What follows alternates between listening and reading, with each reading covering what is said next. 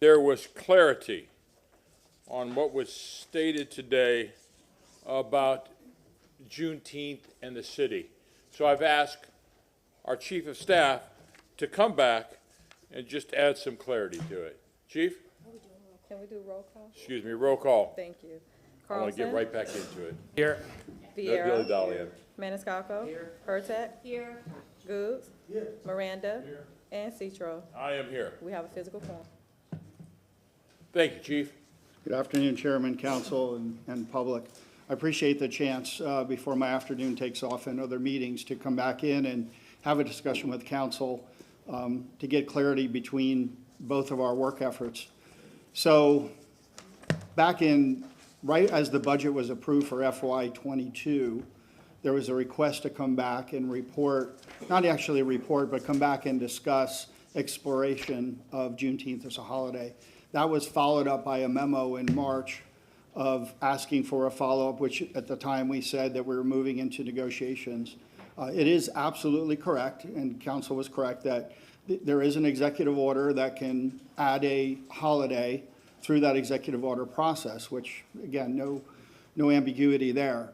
Well, we listened to the workforce, which, again, over 16 meetings, all 3 unions, 4 collective bargaining agreements, starting around April and ending on June 30th. The overwhelming request for the administration for that additional day, 11-day holiday, 12th day floating, 13th now holiday, would be labeled the DEI Day, Diversity, Equity, Inclusion, so people could celebrate. Everything gets costed when we're going through the negotiation process, which is where, from the general fund, it was told to me that it was about $1.2 million just in the general fund to close down the city for a day, not counting management and above, which would be obviously an additional cost, or bringing people back to work an event or something like that. So finishing the negotiations and, as Councilman Goods mentioned, ratifying at least 2 of the 3 first, that's the phase that has now been completed. We're still going into the budget process. Clearly, the mayor heard the request for Juneteenth through the 2 iterations back in September and March. So my question for council is, going into the budget finalization, final prep mode, is it a request from council, and whether you motion now or at your new business is up to you, but is it a request from council to include Juneteenth in the FY23 budget process as an official holiday to close the city? And that's really all I'm here is to, like I said earlier, we're always responsive to council, we listen, but we have another iteration to go through after the negotiations, which is where we are right now. So how can we support moving forward? Councilman Goods. Councilman Goods.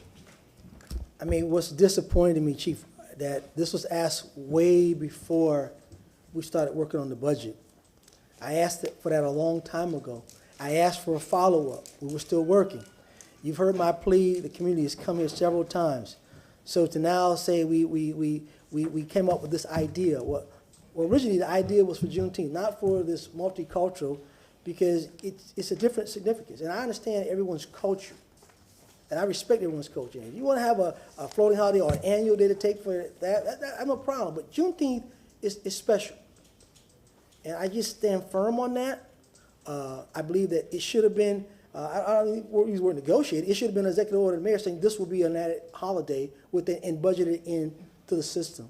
So I stand firm on my request that I like to see Juneteenth as the holiday. And if somehow we can do annual for the someone has a cultural day, fine. But I stand firm on Juneteenth being a city closed holiday. That's why I'm here. Any further comment? Councilman Vieira. Yes, sir. And thank you for that, Chief. I appreciate that. You know, I think that if we take a look at that cultural holiday y'all were talking about, a lot of folks would have probably picked Juneteenth. So I think the revenue offset, I think, maybe less than maybe what we anticipate. But I guess the answer to your question is yes. I would certainly be a yes vote for that. So, but I thank you for coming here, and I thank you for your work. Thank you. Well, and the budget isn't settled, which is exactly why I'm here. I think, as Budget Chairman, I think Councilman we'll have to come to some conclusion before he leaves. The budget is being worked up, and we're going to go not to I think sometime in the end of July or in August, you have the hearings, and in September, you have the 2 final hearings on it. So I think that the city and the employees and the taxpayers have to know today, or very close to today, if we want Juneteenth, then you have to put another million point, whatever it is, 2, 3, or 4, or whatever the figure is on that, and then that holiday of example that they had free doesn't go anymore. That's And- what I think happens. I appreciate that, and Councilman Vieira, I appreciate the point, but everything in the negotiation gets monetized ahead of the budget process. So if there is an additional ad, we're just juxtaposing those 2 requests, and that was the predominant ask of the unions, was for the floating, or the opportunity to use the day for their own, including Juneteenth. But if we want to close City Hall for the 12th day, that's what I'm here for, is to get council's feedback on that. Councilwoman Hurtak.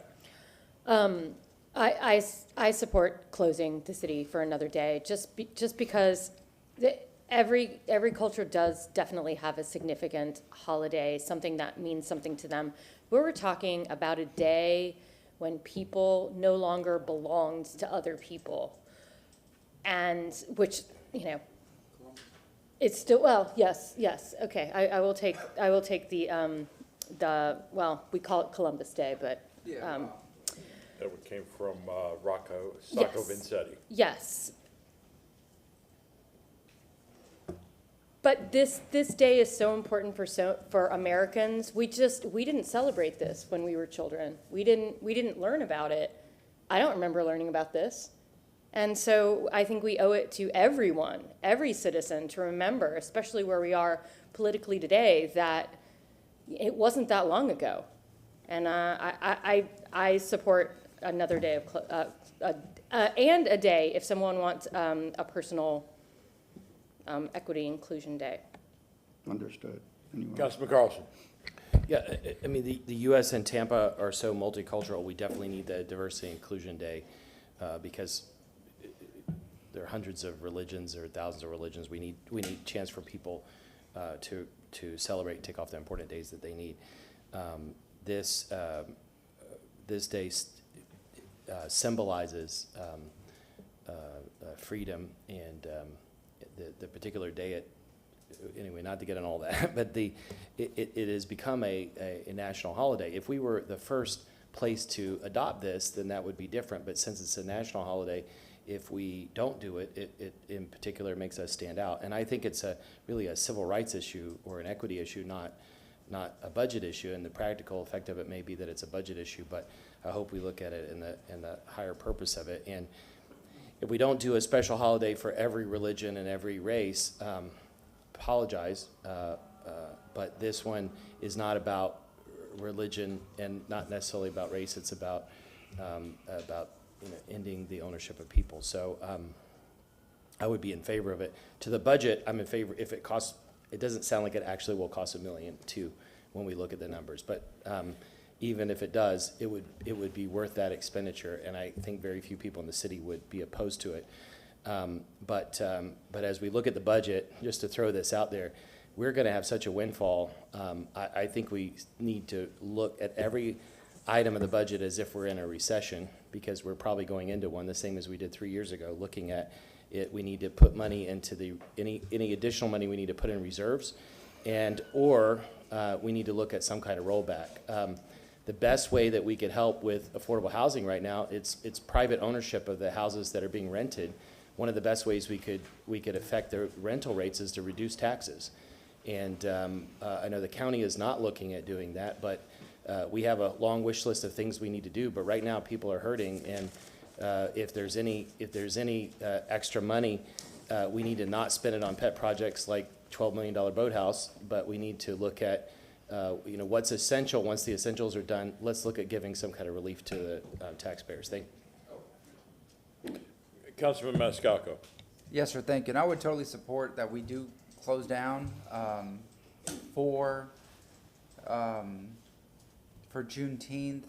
And the reason is, I want to celebrate, I want to honor the fact that due to the gross or disgusting racist history of this country, I mean, slavery until the time of Abraham Lincoln, which I know is before we were all born, multi-generations, behind, but it's so significant. People that were enslaved were essentially free. Not going into Jim Crow and everything else, I mean, so much had to take place, but it's worthy of having the holiday to honor, these individuals, and also to teach new generations. Because as Councilwoman Hurtak said, we didn't hear about this. We didn't learn about. We knew about the Emancipation Proclamation, President Lincoln, and everything. But to have an actual day where people were, think about it: to be enslaved, to be shackled, to be forced to work, to be treated as they were.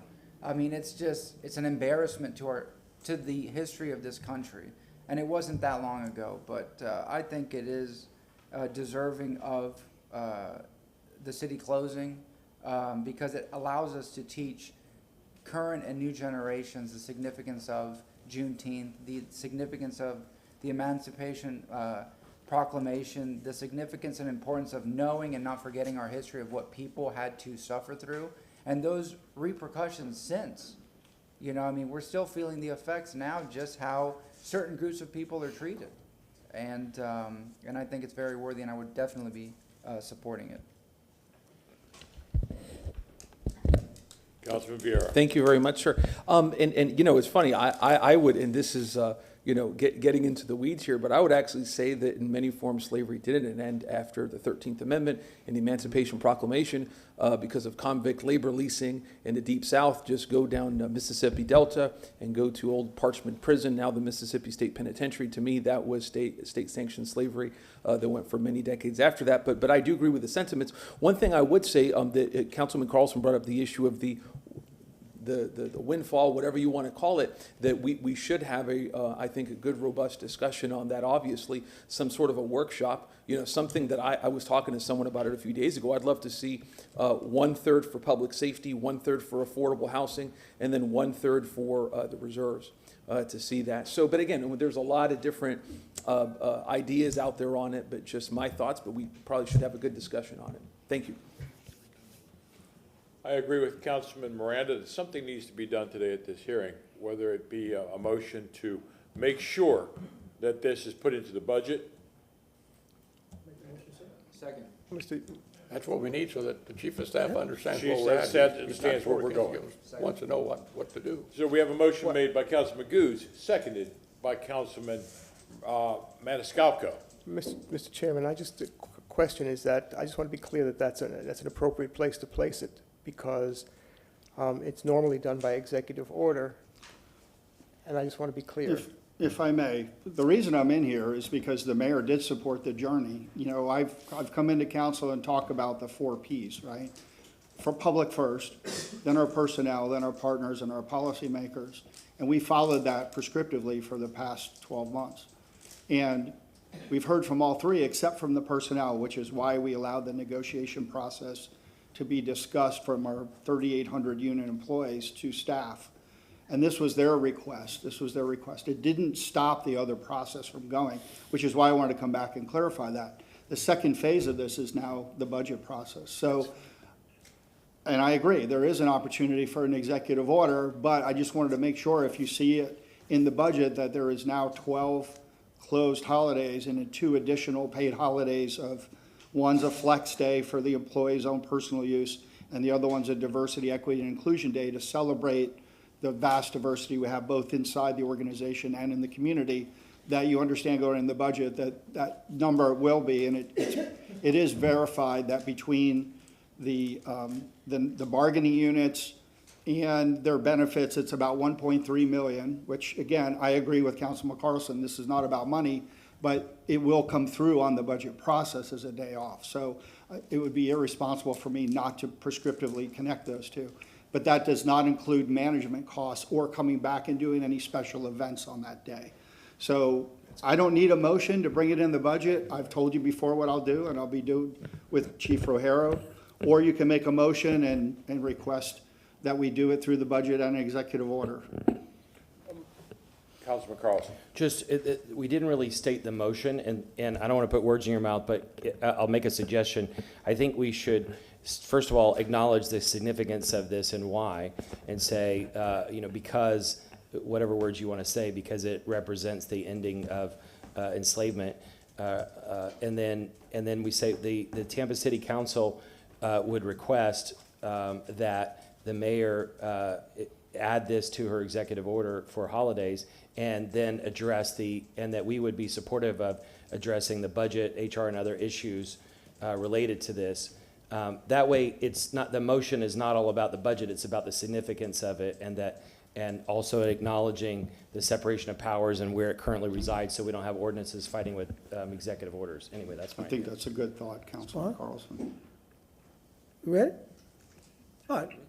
Let's make a motion that, by executive order of the mayor's office, that Juneteenth be recognized as a city Go to the holiday. negotiations of the budget. Well, actually, if I can. I'm gonna get to that, I'm gonna bring that down to the, But it would be a request of the mayor. I mean, you can't, frankly, it would be a request of the mayor via executive order. But with regard to returning it, the budget to, that is city council's sentiment to place that additional holiday into the budget. I think we know it's a request, but I'll use the word request, but I think we know it's a request for the administration to do that.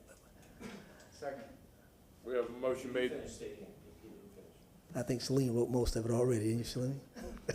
She wrote most of it already, but I think a motion that the request that the administration look at adding Juneteenth into the budgetary process for the upcoming year of the significance of Juneteenth, of the enslavement of African Americans. I just want to be clear about that, because you said a request to add it into the budget, or is it city council sentiment that? Marty, you want to just write the motion? How you No, want to I write it? don't. And I can give it. You write it. I'll make the motion by the end of it. Okay, Marty? No, I'm All right, fine, it's fine. let's- I mean, I mean, we know where we're going. I don't think we need to keep,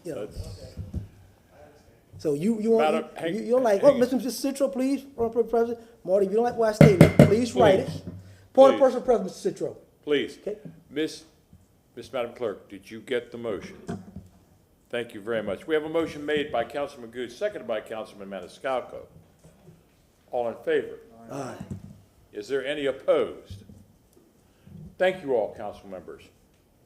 Thank you, Chief Bennett. Thank you. Thank Thank you, you Chief for the Bennett. clarity. Thank you. Thank Have a you. good afternoon. Thank you. All right, agenda item 19. Ma'am. Councilman Carlson. Agenda number 19 is one that I had put on. Ms. Zellman sent a memo on it, which I reviewed. However, because of the city council holidays, Ms. Zellman and I have not had a chance to discuss this. We talked at the break, and we think it better to make a motion to defer this to September 2nd so that she and I can have a discussion offline. Can you please read off the file name, number in your motion? Sure, I'd like to. This is regarding file number CM 22-74623. I would like to make a motion to continue this until September 2nd. Second. We have a motion made by Councilman Carlson, seconded by Councilman Maniscalco. All in favor? Aye. Is there any opposed? Thank you. Thank you. Agenda item number 20, file number CM 22-75288.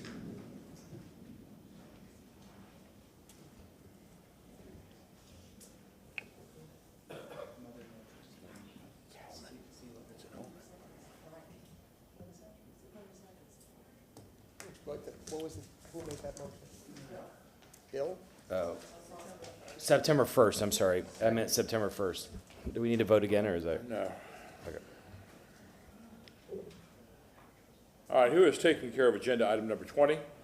The council discussion that was made by Ms. Hurtak. I'm prepared. Please. I'm prepared just to say that Martin Shelby, City Council Attorney. I've been the City Council Attorney for 18 years or so by now. And what happened at the end of May was the first time something like that has ever happened. Normally, I don't get vacation days. Council, when I took the leave, that was an unpaid vacation. Excuse me, not an unpaid vacation. Forgive me, an unpaid leave. It was not a vacation. And I apologize to council, but I want to take the opportunity to thank, on such short notice, the city attorney's office, in particular, Mr. Massey, for being able to step up and step in. I don't foresee something like that happening again, but I understand the question was raised and put in the form of a motion during during my absence. And I assure you that, that it's something that council wants to have. It's want to have an independent council, and I'm interested to hearing what council's perspective is. Councilman Carlson. Although it's an unusual thing, it's always possible that somebody will be out for a couple meetings. And I have the highest regard for Morris Massey. I think he's great, and he did a great job while you were out. But just because of the conflicts, unless we fix the charter, I think we need, and following with the charter, the way it describes your position, we need a council that's independent of any other client. And the conflict in the legal department is that they have 3 clients. And when those 3 conflict, then it could cause a problem. And it doesn't mean that any individual would not make their best effort to do a good job, but there's just an inherent conflict in having 3 clients in the legal department. And so I think, it's not in front of us, but I think what the city attorney said is that we could pick any one of the many firms that were just approved on that ad hoc list. And I guess we could approve it if you actually go out, or we could pre-approve it and ask them to present somebody to us so we could have them on standby. But if we, it sounds like the city attorney's okay with us bringing an outside person who would be objective. Ultimately, they're getting paid by the city attorney, but they would be paid to represent us standing in your position, which is defined by the charter, as I understand it. Councilman Maniscalco. And I would agree with what Councilman Carlson said. You know, we've budgeted X amount of dollars for outside counsel of our choice. It does make sense. So we could, we have that option. Also, I want to publicly thank Morris Massey for stepping in, the consummate professional. I think he was fair and honest, as he always is, and handled the job temporarily very, very well. So I just want to say thank you to him. Councilman Miranda. Thank you, Chairman. I believe in, instead of us picking one of those from the list, just put it out there for those that are interested on that list to apply, or RFQ, whatever you want to call it, for a temporary position, not paid until there's somebody, I'm not saying that you should get sick, no, not at all, but in your absence, or wherever the city council attorney is, that person then would come in under those conditions. And it's got to be specified out and voted on by the council who the individual's going to be. Councilwoman Hurtak. I completely agree with that. I think that's a wonderful plan and idea. And those who took over for Mr. Shelby while he was out were wonderful, and everyone was very helpful, like you would expect them to be. But they have workloads too that are not our workload, that aren't council specific. So taking more time for them to get up to speed and things like that is really what I was thinking about when making this motion, just to have that background. And I think that's a great idea. Maybe we make it an annual thing to double check that particular legal person is still interested in, so it just comes in front of us once a year to say, hey, are you still interested in being our background or our backup? Is it something that council would consider to have because those firms do work, those firms, and I wasn't here for the passage of that, Ms. Zellman, that resolution that put was it 14 firms or so on that list. But those firms do have a contract or a contract form with the city. So the question is whether council wants to have a firm that does additional business for the city. Do you want it to be an individual, or do you want it to be the firm? Councilman Goods. Well, I'm a little different. Being here, going on 3.5 years, Mr. Shelby, you overworked, my friend. You have 7 council members who all think differently, all have different asks and needs and wants of you. You're one person. I believe you should have an assistant, or there should be somebody, if you do go out, the assistant can take over. But to say, look at the list, to me, when you look at the list, that list is contracted by the city attorney's office. To me, it's still not independent. That's my own personal feelings. But again, the multitude of things that go on now in council, you deserve to have somebody to help you with research, help you do other things.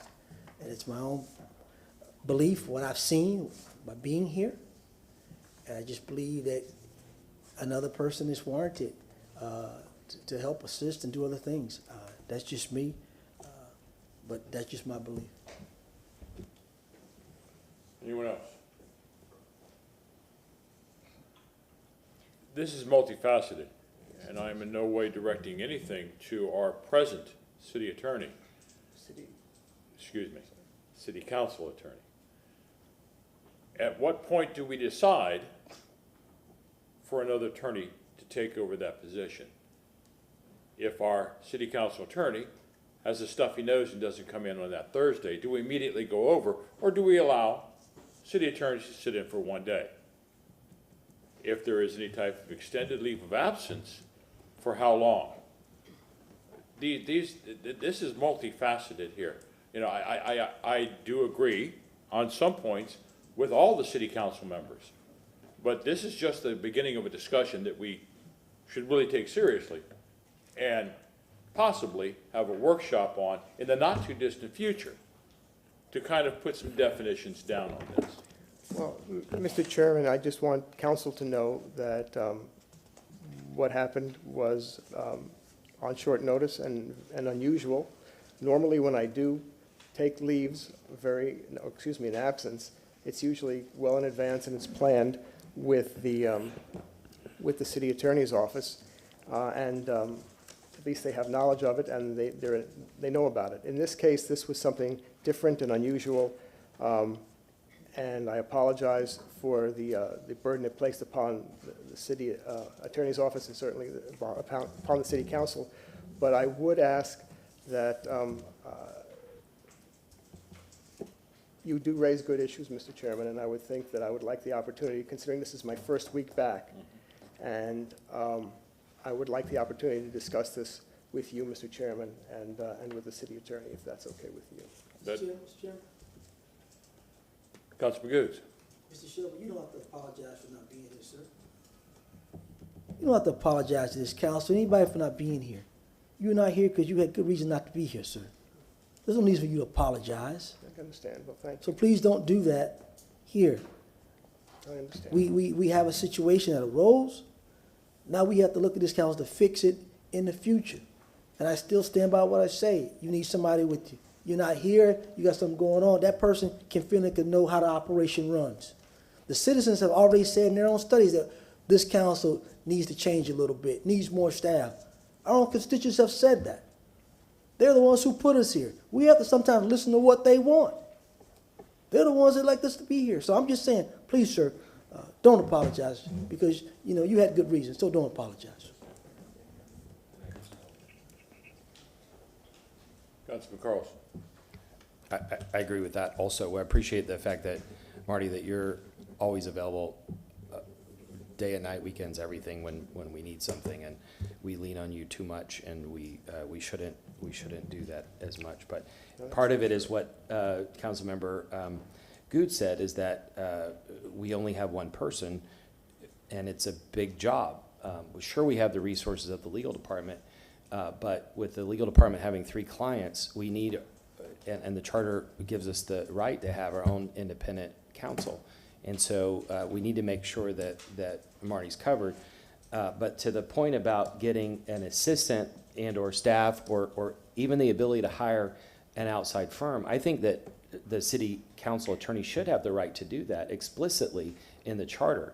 And we missed that when we went through the Charter Review Commission. It was not something to my recollection that we discussed at all, but we need to fix that because when situations arrive and we need independent counsel, the city council attorney not only needs a backup person, but needs the ability to hire outside counsel. Right now, only the city attorney can do that, and if the city attorney's office has a conflict, then we're in big trouble. We can discuss this when we get to the charter discussions, but I think we need to resolve the conflict of the city attorney's office, and we need to look at, by charter, explicitly allowing the city council attorney to either hire staff and or outside counsel when needed. Thank you.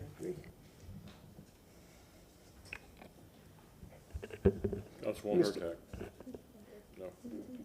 Mr. Chairman, if we can, with council's pleasure, I prefer the opportunity, because we have not talked about this. If I can have the opportunity to talk with you and the city attorney about this and then bring this back. I would welcome that. Yeah, I will, Could we leave this to the end of the meeting? We got people. Yes. It's 9:00 in the morning. Right. And I'd like to see something happen with them also. I'm not trying to derail this thing. you are, Let's finish you what are we have correct. here. Thank you very much. Let's go to item, if there's no other comments or questions, let's go to, let's continue to the end of the meeting. Yes. Agenda item number 22. Do we need to swear people in going into the first readings? Okay, 22 is first reading. 22 is legislative. Okay. Agenda item number 22, file number E2022-8, Chapter 2. Good afternoon, Council. Carl Brody from the City Attorney's Office.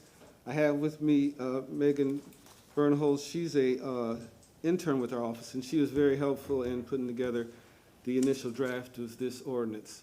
What we're here for today is an ordinance that is addressing a concern in the community, which is to allow or to incorporate a ban-the-box requirement with contractors. And currently, the city does have its own ban-the-box ordinance. And what ban-the-box does is it prohibits an employer from checking and doing a background check on an applicant until after a conditional offer is provided. So it basically provides an ex-offender an opportunity to have a clear shot at getting the position. Overall, the purpose of the ordinance is to help reincorporate ex-offenders who, under the ordinance, are termed disadvantaged workers into community by providing greater employment opportunities through banning the box, as we said, by prohibiting employers from checking backgrounds until after a conditional offer is made.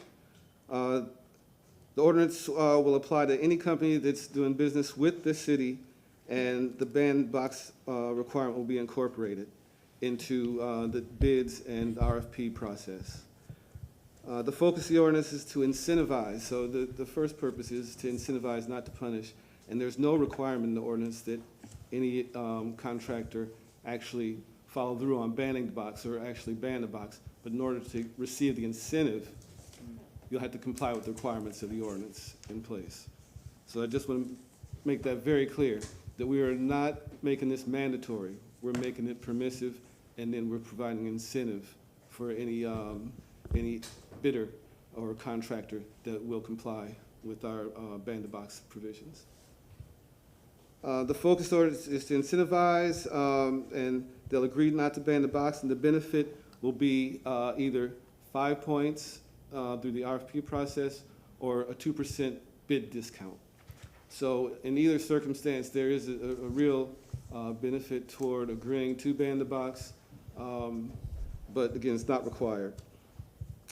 So in order to receive the incentives, the contractor must either currently employ ex-offenders, have employed ex-offenders in the past, or show that they've attempted to hire ex-offenders in the past. So what we're really looking at is if we have corporations or companies or contractors who are already complying with ban the box on their own, or already shown that they are in compliance by having ex-offenders as employees, then they are going to be in compliance.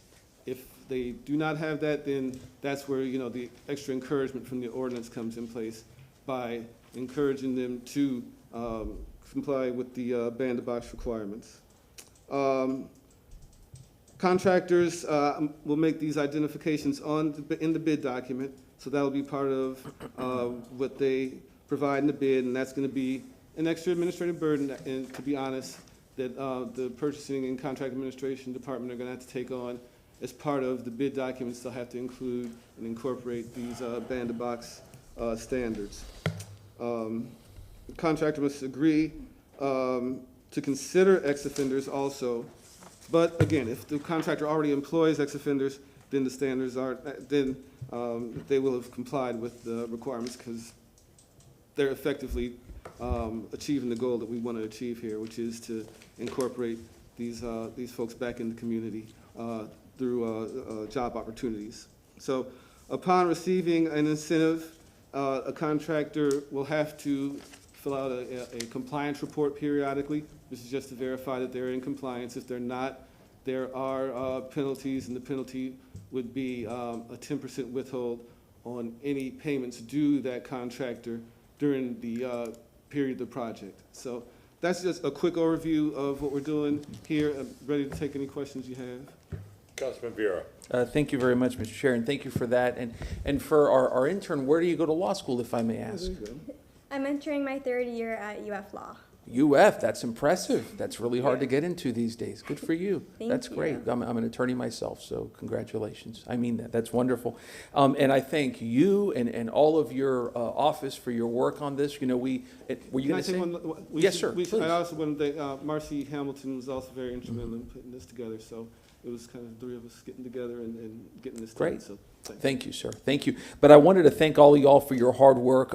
This started by going to Brad Baird and talking about some of the contracting issues and how feasible it would be, et cetera. We got a really good coalition for a number of programs that we're asserting and putting together, including the JCC Federation, A. Brown Ministries, Florida Rights Restoration Coalition, and other folks, which is really, really good. You know, we have a major problem and a crisis in our country involving returning citizens, where every year about 700,000 folks leave prison, and we know that within 3 years, 2/3 of them will reoffend and wind up back in prison. And what do we get from that? Failed policy, broken homes, broken families, broken communities, more crime, more dysfunction and dislocation. And local government has got to do a better job, like we're doing here, in terms of addressing that problem, a problem that affects all of our communities, no matter where you come from. And I stress, this is for people who want to work their tail off so that they can provide food on the table for their families. This is a pro-work program.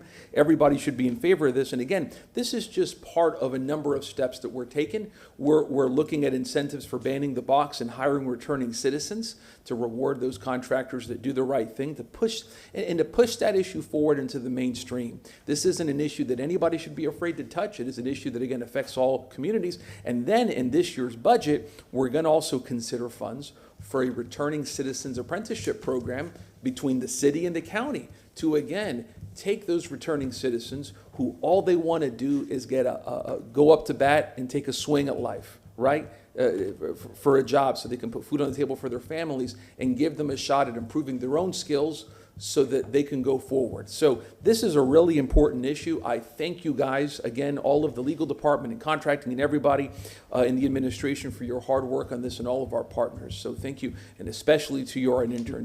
That's really cool that you get to do an internship and work on something like this. That's really good. Oh yeah, I had a great time. I always said I want to write law, so when Good. they gave me this assignment, I was like, okay. That's wonderful. I find that how shall I say this? A lot of lawyers don't spend their careers helping people in this regard. There's a lot of self-interest and this and that for clients, but here you're really working on something that is really going to go help people in a compassionate, empathetic way. So thank you for that. Mm-hmm. Councilman Maniscalco. Thank you very much, and thank you, Councilman Vieira, for your comments, and everyone for their hard work. I often stress and talk about compassion, understanding, second chances, and forgiveness. And a person's livelihood shouldn't end because they made a mistake once. And you can't kill the path to the American dream, whatever that may be, because someone made a mistake once.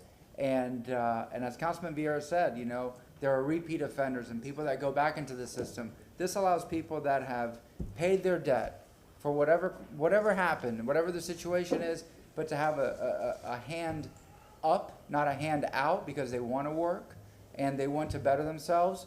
I've met in my life several people that made mistakes when they were young and they went to prison, and you know, convicted felons for whatever it is, and they're all good people.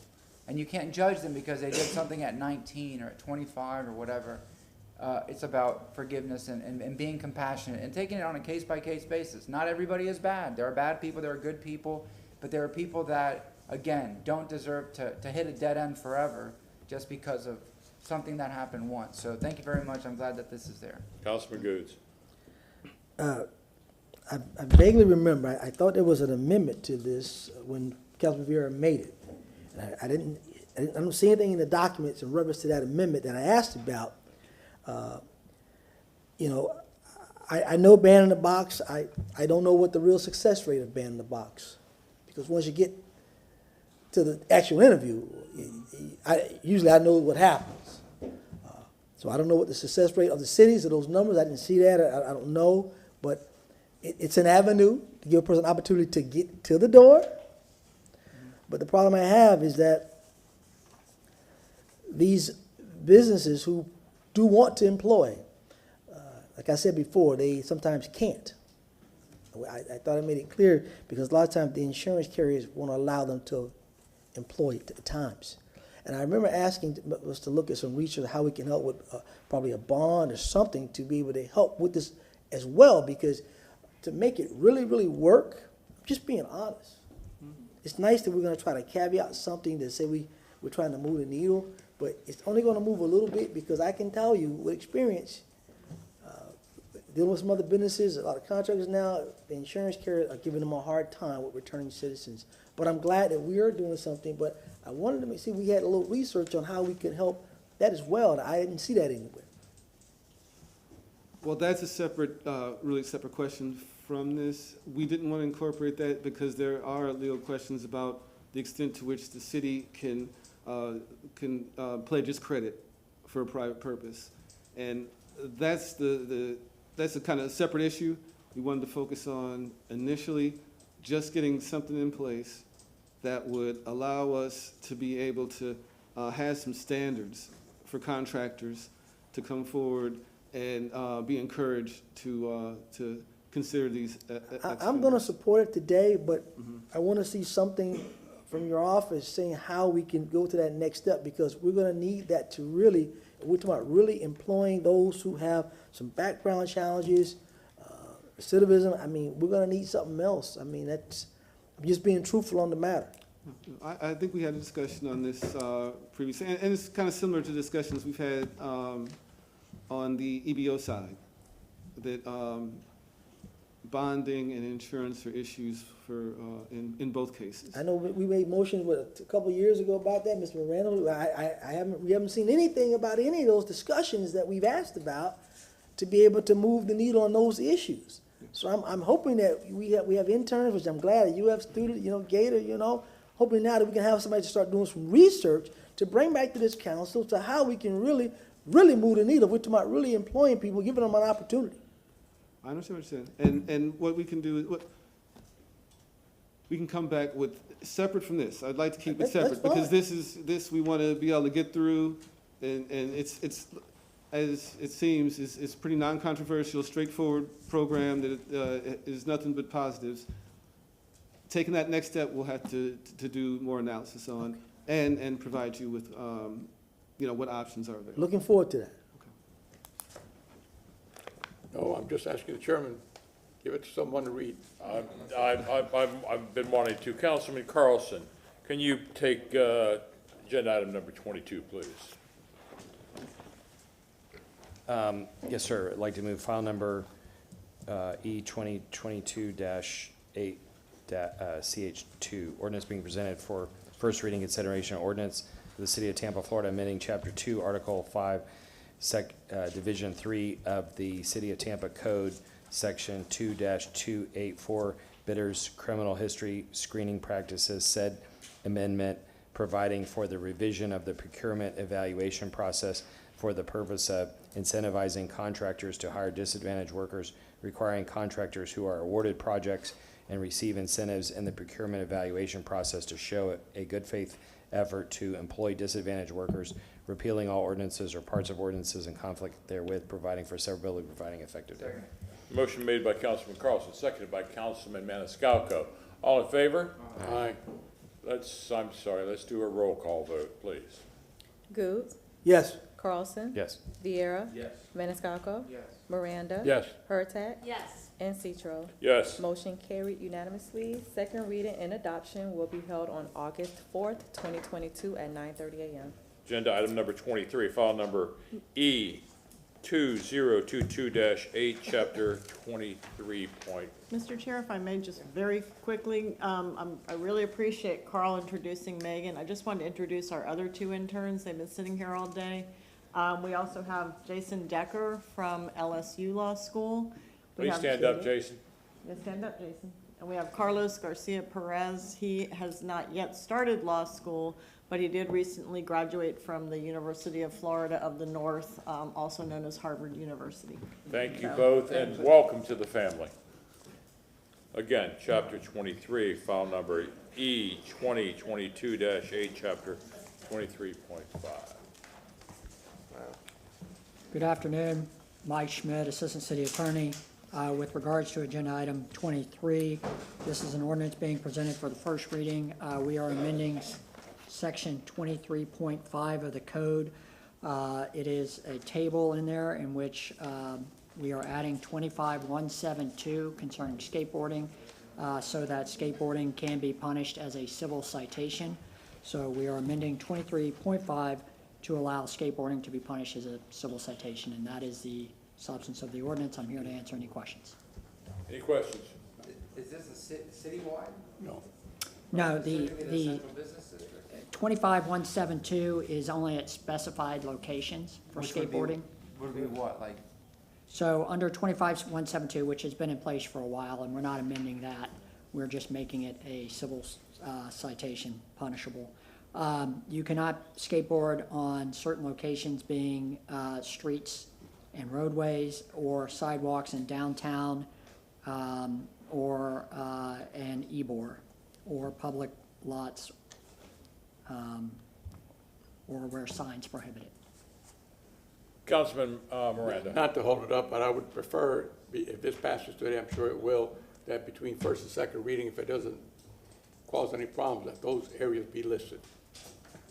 I'm sorry, Between first and second reading, that those areas that you specifically spoke about where it's prohibited, that they be listed in the ordinance.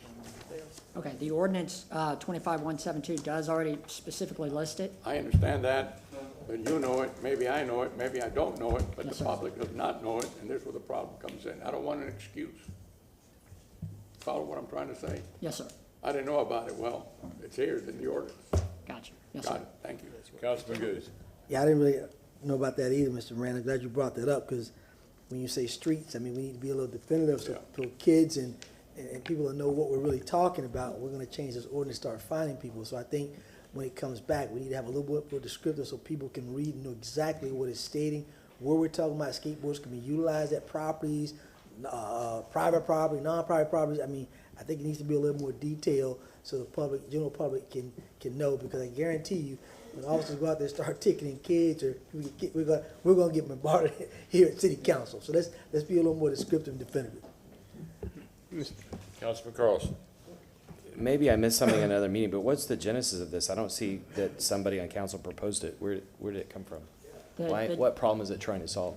All right, so 25172 has been on the books for years, and that's already prohibits skateboarding at specified locations. Presently, skateboarding under 25172 would be punished as by a notice to appear by officers. So, for example, if you violate 25172, an officer could detain you, and you could be custodially arrested and issued a notice to appear to come before a judge in front of county court. Obviously, we think what the impetus behind this is we believe that it would be best for civil citations to be issued for skateboard violations and not notice to appears to county court. So in essence, this is actually taking an ordinance that's already in place, and instead of having it appear before county court in front of a judge in criminal division, it's going to take it so that skateboarding would be a civil citation. So in essence, we're making it punishable as a civil citation rather than by a criminal. You're to criminal reducing, court. you're Yes. reducing the punishment. Correct. We are reducing the punishment for skateboarding. I mean, I'm just opposed to any of this. You know, I would like to vote against this because I'm against it, period, but I'm conflicted because if it's better than it is now, then I might vote for it, but I'm not, I mean, considering what happened with biking while black, I don't feel comfortable doing something that's gonna give tickets to kids. I just don't agree with that. I don't agree with kids getting hauled in front of judges because of this either. If a kid's causing damage to a city park or something like that, but I think, you know, kids, we have to have some element of reasonableness in dealing with kids. Councilwoman Hurtak. I know it may be by the city of Tampa, but skateboarding is not a crime. So I agree with Councilman Carlson on this. I am not, while it may reduce the penalties, in a way, I think the actual citation amounts are awfully high when you're talking about children. How often do you use this? I mean, again, I also wonder when this came up. So how many times, how many tickets are we issuing? I'll tell you, it's extremely rare. But I wanted this brought before city council, not because of 25172 itself, just because in my opinion, it needs to be a civil citation. Whether or not city council wishes to look at 25172 was not the intent today. I just felt that based on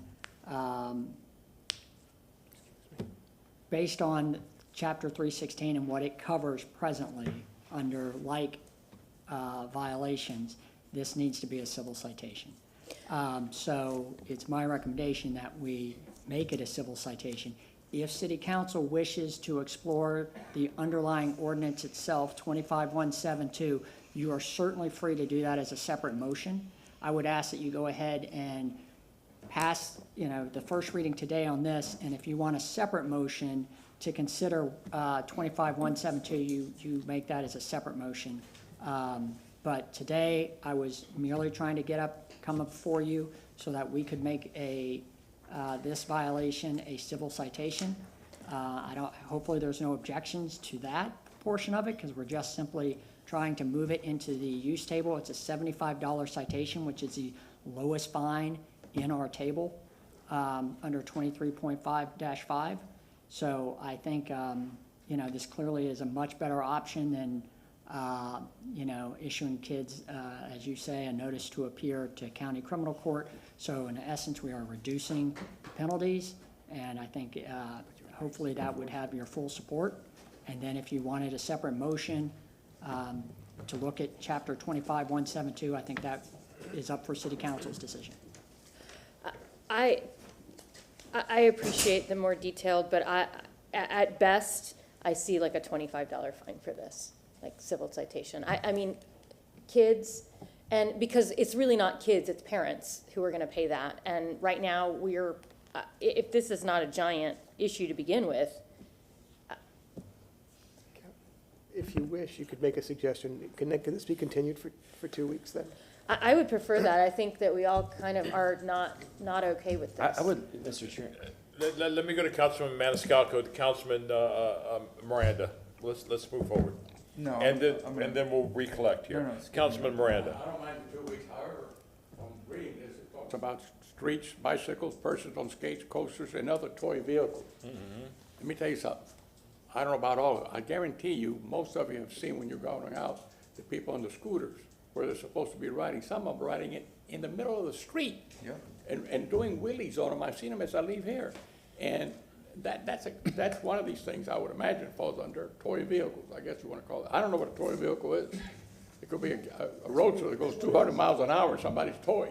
I don't know. Like, society's a little different. But, yeah, and it could be anything. So what I'm saying is, and for all of you who walk the Riverwalk, take a walk there at night, see what happens. I tell you what, we're lucky that somebody hasn't got hurt real bad. They're skateboarding, they're going by you like they're going 30 miles an hour. And they look at you like saying, get out of the way. And that's not I haven't done it quite often, but the last time I was there, I had to get out of the way, which is fine. But somewhere along the line, you gotta draw the line, or you're gonna have more lawsuits you can handle if we don't have an ordinance in place. Councilman Carlson. I feel pretty strongly that we should make a motion. I can make a motion that we relook at 25172 altogether. We've got 3 interns. Are they still back there? Yeah. And they probably have a lot of friends who ride these kinds of devices, or maybe younger siblings who have them. But I think we need to look at updating this policy in line with what progressive cities are doing. We don't want to unfairly penalize kids. At the same time, we shouldn't allow people to interrupt folks who have disabilities who can barely walk or on crutches or in wheelchairs. We don't want damage to our facilities. We don't want people going too fast. But it seems like there must be some way that we can limit this without being onerous. I understand and appreciate what you're trying to do to actually maybe make it better. I would like to just redo the whole thing. Do you want me to make a motion now or later? A second. Can I have a final word, please? Sure. Thank you. As a former thrasher, I can't support this. You look at Miami, interns, look at Miami's ordinance on all non-ADA motorized vehicles on sidewalks. Councilman Miranda has a point.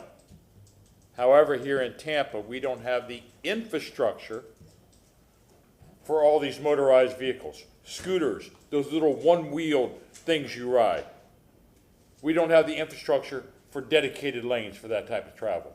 Here, what we're saying is we're going to give a ticket for a human-powered skateboard that at top speed can only go 10 miles an hour, when you got e-bikes going down Bayshore doing 25, 30 miles an hour on the sidewalk. That's all I'm going to say about that. I can't support this right now. Who wants to read something or make a motion? Councilman Carlson. Do you want to say something first, or? No, just real quick, you know, I always wanted to, before I left here, skateboard down Tampa Street to City Hall in a suit. That was, there's a photo of a guy in the 60s in New York doing it with the fedora on. I go, I could recreate that. Now I got to think twice. So, go ahead. How long would you and our interns need? Is September 1st too soon to come back, or how much time would you all need to look at 25-172? I'm sure, I would need more direction by what you mean by look at 25-172. So I would ask that staff come back on, to report back to council on September 1st regarding benchmarking with modern city policies regarding these devices, and with suggestions on how to revise 25-172 to help the city of Tampa to become up to date with the modern policies. Second. By the way, modern policies that provide protection for our citizens but are not onerous on children. As opposed to, excuse me, as far as any type of motorized, non-motorized vehicle. Yeah, I kind of said that in the beginning, that like Okay. these devices. Are you getting this? I know you're looking at us like we all have It's 5 gonna heads. get a lot more complicated before it gets easier. I mean, so when this is a skateboarding ordinance, and again, what I was only trying to do was trying to lessen the penalties of it, not reopen it. Obviously, if city council wants to We dragged reopen the it, whole- we dragged that's the whole fine, bunch but of- now, once we start going into scooters and bikes, and that gets super complicated. And we would need a lot more, Wanna limit that just and that's to a whole nother. But that's not the, Well, I think, didn't Ms. Randa say it includes all these other devices? I'm not trying to expand I it. made that comment too. Council, excuse me, I'm sorry to interrupt, but I think it would behoove council to take a look at 25-172 to see what you're doing. Because the effect could actually be to increase enforcement, because right now it's not really being enforced, as Mr. Schmid said. But by making it a civil citation, it is certainly a less onerous burden upon law enforcement, and it could have the effect of actually making it more effective to enforce it, so. Well, it doesn't sound like that would pass if it came before us, so we would have that discussion at that time. I mean, if you wanted me to keep it simple, I would just like to ask that staff come back to us on September 1st to discuss any benchmarked proposed changes to 25-172. second. Yeah, it says, if I may ask that question, the whereas 316.008 Florida statutes, and it said to regulate, among other things, the use of streets bicycles, persons on skates, coasters, and other toy vehicles on the heavily traveled streets. And it shouldn't even be streets, because a lot of these things are not on the streets. They're on the sidewalk, on walkways. They come at you everywhere. But Is that okay? Is there a second? I got a second here. I just want to make sure you're good with that. Yep. Motion made by Councilman Carlson, seconded by Councilwoman Hurtak. Roll call vote. Viera, Yes. Goos, Yes. Miranda, no, Maniscalco, Yes. Hurtak, Yes. Carlson. Yes. And Citro. Yes. Motion carried with Miranda voting no. The date, come back, September 1st. Thank you. Should I vote, do we need to vote this 23 up or down, or I can continue it to the same day? We could continue it to the same day? Okay, I make a motion to continue number 23, file number E2022-8, CH 23.5 to September 1st to follow the previously mentioned item. Motion made by Councilman Carlson, seconded by Councilman Maniscalco. Roll call vote. Maniscalco, Yes. Miranda, yes, Hurtak, Yes. Carlson, Yes. Goos, Yes. Viera, Yes. and Citro. Yes. Motion carried unanimously. Thank you. Interns, again, welcome to the family. All right, as per request, agenda item number 24 is being removed per the request of Ms. Johnson Velez.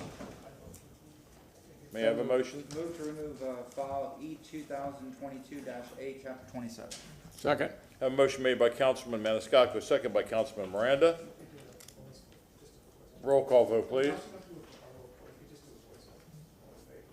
All in favor? aye, Any opposed? Again, with agenda item number 25, as per the request of Ms. Johnson Velez, that is also to be removed. Motion to remove E 2022-8, chapter 27. Second. Second. All in favor, say aye. aye, Any opposed? Thank you. We are now at agenda item number 26, file number E2022-8, chapter 27. Good afternoon, Council. Eric Cotton, Development Coordination. This is the first of two amendments on the agenda. These were both workshopped at the April workshop that the Growth Management Department came before you on. This is an amendment to 27-11, which is the formal decision processing that we do for this is primarily for creation of lots, for lot splits. This is basically codifying what we look at when we examine proposed separation of lots administratively, not ones that come before you as, like as a rezoning or such. And the biggest thing on this request of this amendment would be, let's see. I thought it was there. There it is. So this is just an example of a typical lot split There that you comes, go. Thank that you. comes before the city. Right now, if somebody came before us, this is actually an existing case. They're in the process right now to get a design exception for the existing structure, to go from the required 5 feet on this north side yard down to 4.5 feet. What this would do is allow the zoning administrator or designee to basically recognize that existing setback without making the applicant go through another process, either a design exception or going before the variance review board. So in the event of 5-10 years from now, after this lot split was done, and somebody were to buy this lot and knock the house down, they would then have to comply with the requirement of code. If they would get an administrative waiver to the setback or go before the variance review board, they could theoretically build back in that same footprint. This would require them to actually bounce back to where they belong at the 7 feet or 5 foot setback. Very good. Any Council, any comments? Are questions? you finished with your presentation? Yes, sir. Any comments or questions?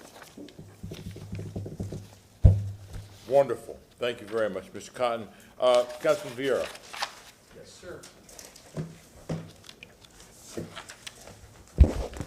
I move file number E2022-8, chapter 27, ordinance being presented for first reading consideration, ordinance of the City of Tampa, Florida relating to formal design, making revisions to city of Tampa Code of Ordinances, Chapter 27, Zoning and Land Development, amending Section 27-11, creation of new lots, reduction of yard, or strike that, reduction of lot or yard dimensions below minimum requirements, repealing all ordinances or parts of ordinances in conflict therewith, providing for severability, providing an effective date. We have a motion made by Councilman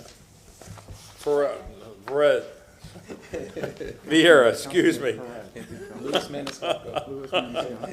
Seconded by Councilman Maniscalco. Roll call vote. Miranda. Maniscalco. Yes. Viera. Yes. Hurtak. Yes. Carlson. Yes. Goode. Yes. And Citro. Yes. Motion carried unanimously. Second reading and adoption will be held on August 4th, 2022 at 9:30 a.m. Thank you, Councilman Vieira. Yes, sir. Agenda item number 27, file number E 2022-8, Chapter 27. Mr. Scott. Good afternoon, Eric Cotton, Development Coordination. Again, this was workshopped at the April hearing. This is an amendment to 27-132, which is the special use criteria, specifically for the transfer of development rights receiving sites. This just outlines the process in which property can be, development ability transfers from one site to another. This just renumbers, but basically codifies the fact that you need to go through a formal decision process to establish that the site does have TDR to be transferred, or development rights to be transferred, and just eliminates one of the sections that doesn't exist anymore in our code, and then just eliminates the ability for an applicant to seek waivers to those criteria. Any comments, any questions? Thank you. Councilman Maniscalco. Thank you very much. I have an ordinance being presented for first reading consideration, an ordinance of the City of Tampa, Florida relating to the transfer of development rights, making revisions to the City of Tampa Code of Ordinances, Chapter 27, Zoning and Land Development, amending Section 27-132, regulations governing individual special uses, repealing all ordinances or parts of ordinances in conflict therewith, providing for severability, providing an effective date. Have a motion by Councilman Maniscalco, seconded by Councilman Miranda. Roll call vote. Carlson. Yes. Goode. Yes. Viera. Yes. Maniscalco. Yes. Miranda. Yes. Hurtak. Yes. Citro. Yes. Motion carried unanimously. Second reading and adoption will be held on August 4th, 2022 at 9:30 a.m. Thank you very much. Okay, council members, let's rock and roll with our consent agenda items. Councilman Vieira, can you read items 28 through 30? Excuse me, can you vote? Yes, sir. Hereby move items 28 through 33. Have a motion made by Councilman Vieira, seconded by Councilman Maniscalco. All in favor? Aye. Thank you very much. Parks and Recreations. Chair, move item number 34 through 42. Second. Have a motion made by Councilman Goode, seconded by Councilman Maniscalco. All in favor? Aye. Thank you very much. Councilwoman Hurtak. Yes, I move items 43 through 60. Second. Have a motion made by Councilwoman Hurtak, seconded by Councilman Maniscalco. All in favor? Aye. Thank you very much. Councilman Miranda. Thank you, Chairman. Move items 61 through 69. Second. Motion made by Councilman Miranda, seconded by Councilman Maniscalco. All in favor? Aye. Aye. Is there any against? Thank you. Councilman Carlson. Yes, I'd like to move items number 70 through Second. 88. A motion made by Councilman Carlson, seconded by Councilman Miranda. All in favor? Aye. Any opposed? Thank you. Councilman Maniscalco. Thank you very much. I'd like to move items 89 through 95. Motion made by Councilman Maniscalco, seconded by Councilman Miranda. All in favor? Aye. Any opposed? Thank you. Move to set public hearings, items 96 through Second. 99. Okay. On number 99, Yes. the applicant is requesting a different date in November or December. So the next date in November is November 3rd. Okay, so I'd like to set 96 through 99 for public hearings, but item 99 will be for November 3rd at 1:30 PM. A motion made by Councilman Maniscalco, seconded by Councilman Vieira. All in favor? Aye. Thank you. All right, where are we going from here now? Okay, I'm sorry, we're going to 96 now, correct? I mean, sorry, 100. Give me one second. Got it now. It's the 9:30 a.m. public hearings. We're open. Second. Motion made by Councilman Maniscalco, seconded by Councilman Goode. Absolutely. All in favor? Aye. Is there any objection? All right, this is public hearing. Anybody going to be giving any type I'd rather just get it over and done with. Well, you could do that when we get to the quasi judicials if you like, sir, 105. You don't have to have them sworn in for. Oh, yeah, we're not. I'd still rather get it over. Because of course, we're gonna have more and more and more and more people coming in, and we're gonna have to keep doing it and doing it and doing it. So, okay. But no- Agenda item number 100, file number E 2022-8, chapter 27. Yes, he would open all of them. Good afternoon, Council. Susan Johnson Velez, Legal Department. This is the second reading on an ordinance to contract the boundaries of the K-Bar Ranch 2 Community Development District. It would reduce the total amount of the district by 102 acres for a remaining total of 757 acres that would comprise the district. And the 102 acres, if council may recall, will be picked up by a to-be-created community development district that's being formed by another developer. Mr. David Jackson is in the audience, who represents the petitioner on this request, and if you have any questions.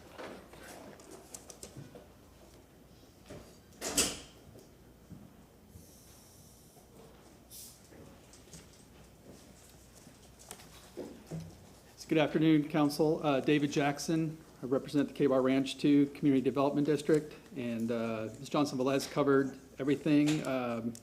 What we're doing here, again, the key thing is that this is, you can't have land in 2 CDDs at the same time, so it needs to be removed from the K-Bar Ranch 2 CDD through ordinance, and then it can be established in the new K-Bar 3 CDD, which I believe has already been filed and should be coming before you before too long. If you have any other questions? Any questions for petitioner? Seeing none, is there anyone in the chambers that would like to speak to this? I don't see anybody online. Move to close. I have a motion to close by Councilman Maniscalco, seconded by Councilman Miranda. All in favor? Aye. Councilwoman Hurtak. Item number 100, file number E2022-8, chapter 27, ordinance being presented for second reading and adoption, an ordinance of the City of Tampa, Florida, authorizing the boundary amendment for the K-Bar Ranch 2 Community Development District, providing for the amendment of the boundaries of the district by removing parcels of land that will not be served by the district after the creation of the K-Bar Ranch 3 Community Development District, which will result in a net reduction of 102.778 acres MOL for a total of 757.799 acres, comprising the district and situated entirely within the boundaries of the City of Tampa, Hillsborough County, Florida. Said district being generally located north of Cross Creek Boulevard, west of Morris Bridge Road, east of Bruce B. Downs Boulevard, and south of the Pasco-Hillsborough County line. The amended boundary being more particularly described in Section 2 hereof, pursuant to Chapter 190 Florida statutes, providing for severability, providing an effective date. Second. We have a motion made by Councilwoman Hurtak, seconded by Councilman Maniscalco. Please, place your votes. Like the old days.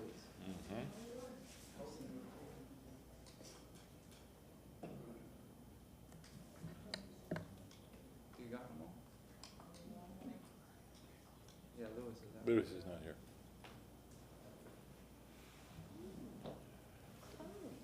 Change.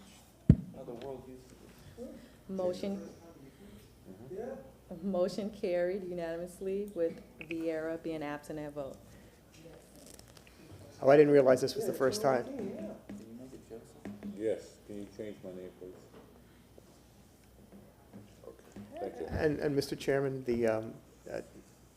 customarily, it's when second reading, with these machines, it was vote and record, because that's what it needs to be recorded. Vote and record. Vote and record, thank you.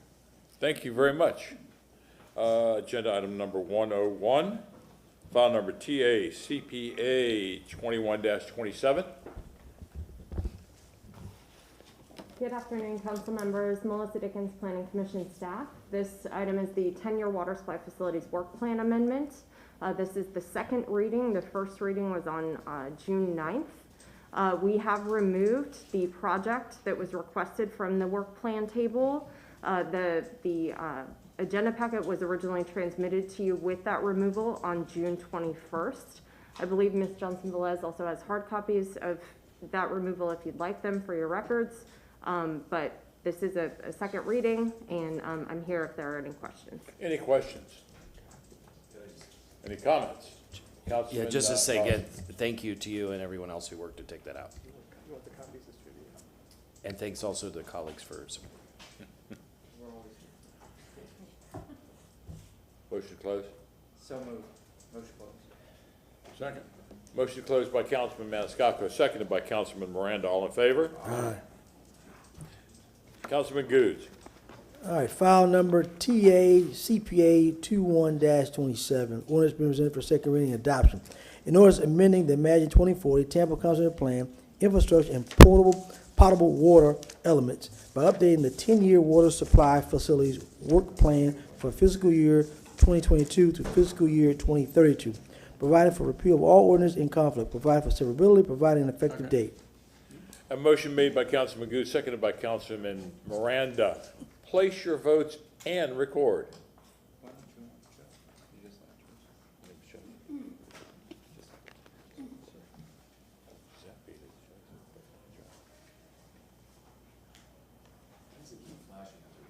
It always does. The old system used to not flash, then I updated. Motion carried unanimously with Viera being absent at vote. Thank you very much. Agenda item number 102, file number TA CPA 21-26.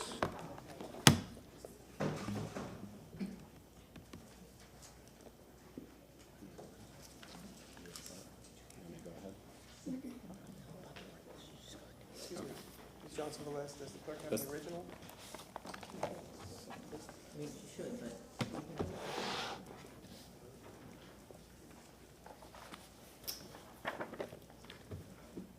Good afternoon. This is Danny Collins with your Planning Commission staff. This is second reading for TA CPA 2126, a map amendment for the site located at 8116 North River Shore Drive.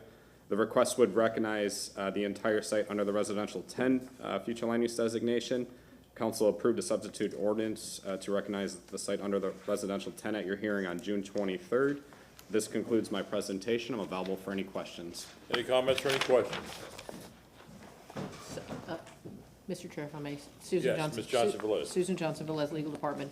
As Mr. Collins mentioned, I did present at the first reading on this ordinance, a substitute ordinance, which council read by title at that time. It does reflect, instead of the R20 category that this change is going to provide, it did reflect the R10 category, which is the lower category. And so Mr. Shelby has just passed out the substitute ordinance, and so I'd ask whoever's going to read this ordinance to read from what was just distributed.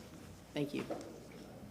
Motion closed. So moved. Motion closed. Motion to close by Councilman Maniscalco, seconded by Councilman Carlson. All in favor? Wait, do we have to vote? Oh, I'm sorry. Public comment? Is there anybody wishing to speak to this? Did we take public comment on the other ones? No, there's nobody Motion online. to close. The next one is going to be item number 4. A motion made by Councilman Maniscalco, seconded by Councilman Carlson. All in favor, say aye. Aye. Any opposed? Councilman Miranda, would you read the substitute ordinance? Thank you, Chairman. This is file number TA/CPA 21-26. Substitute ordinance amending the Image 2040 Tampa Comprehensive Plan Future Land Use Element, Future Land Use Map for the property located at 8116 North River Shore Drive from public, semi-public to P/SP and residential 35 in parentheses, R-35 to residential 10, parentheses, R-10, providing for repeal of all ordinance in conflict, providing for severability, providing an effective date. We have a motion made by Councilman Miranda, seconded by Councilman Maniscalco. Please vote and record.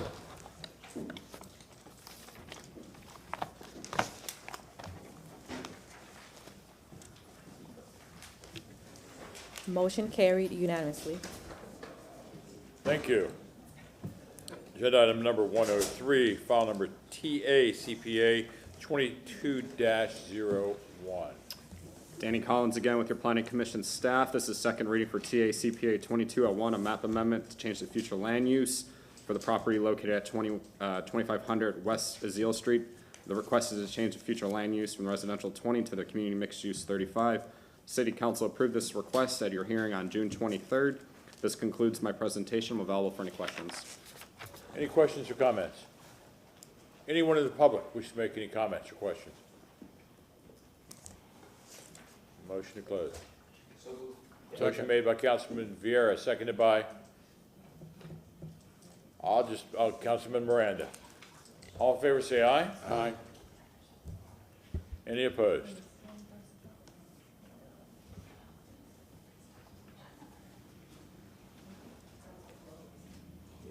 Okay. I'm going to Mr. Carlson. Yes, Councilman sir. Carlson.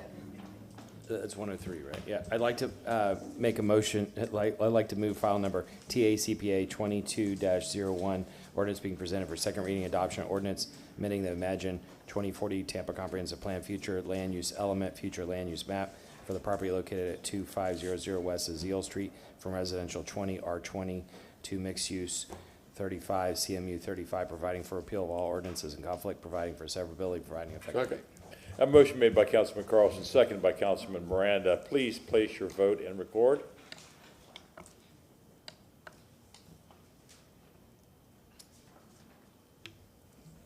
Motion carried unanimously with Maniscalco being absent at vote. Thank you very much. Agenda item 104, file number TACPA 22-02.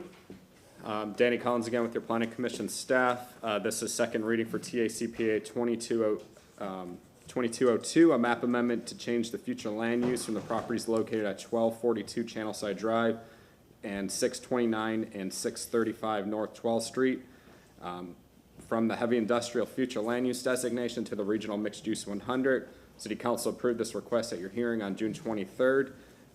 This concludes my presentation. I'm available for any questions. We also have the applicant online if there's any questions or comments. Anyone in chambers who would like to make a public comment to this? Motion to close. Motion to close by Councilwoman Hurtak. Second. Seconded by Councilman Miranda. All in favor? Aye. Councilman Vieira. Forward ordinance being presented for second reading and adoption, ordinance amending the Imagine 2040 Tampa Comprehensive Plan future land use element, future land use map for the property located at 1242 Channelside Drive and 629 and 635 North 12th Street from heavy industrial to regional mixed use 100, providing for repeal of all ordinances in conflict, providing for severability, providing an effective date. Second. A motion made by Councilman Vieira, seconded by Councilman Miranda. Please place your vote and record.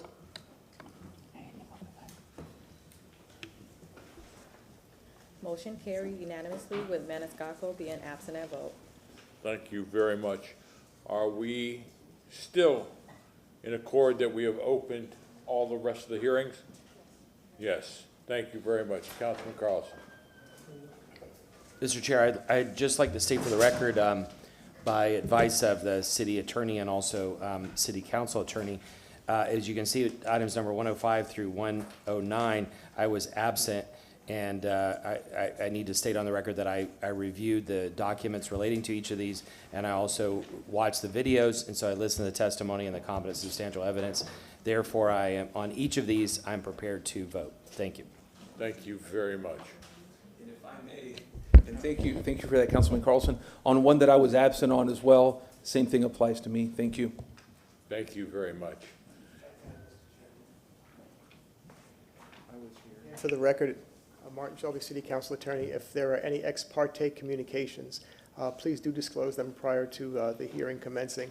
And I'd ask that council receive and file any written comments that have been received and made part of the record. At the time of each hearing, right? Well, no, you can just make a motion to receive and file what's been available for public inspection. I mean, I had a phone call that I was going to disclose of no relevancy, but I can do it at the time of the hearing. Thanks. Okay. Okay.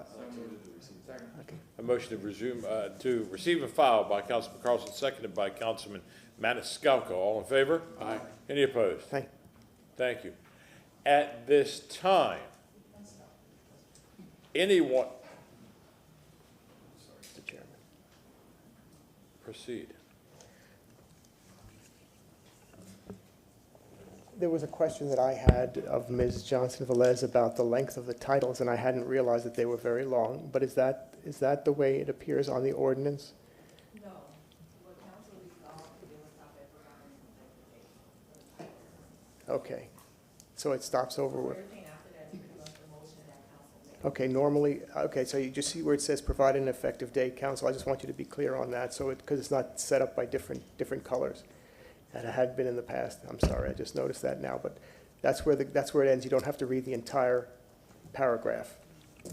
All right, shh, no one tell Councilwoman Hurtak that. We'll make her read them. No. Little joke, little joke, please. All right, at this point, anyone who's going to be giving any kind of testimony to any of the agenda items, please stand to be sworn in. Please stand and raise your right hand. Do you swear or affirm that the testimony that you're about to give today is the truth and nothing but the truth? I do. Thank you. You may be We are going to first go to agenda item number 105, file number REZ 20-66. And good afternoon, Chairman and Council. Good afternoon to you. LaShawn Dock, Development Coordination. This item is before you today for second reading. This is for the property located at 5301 West Tyson Avenue. Changes were required to be made to the site plan between first and second reading. Those modifications have been made to the site plan, and that site plan has been certified and provided to the clerk. And I'm available if you have any questions. Any questions for staff? None. I see two people that are online right now. Do you all need to be sworn in?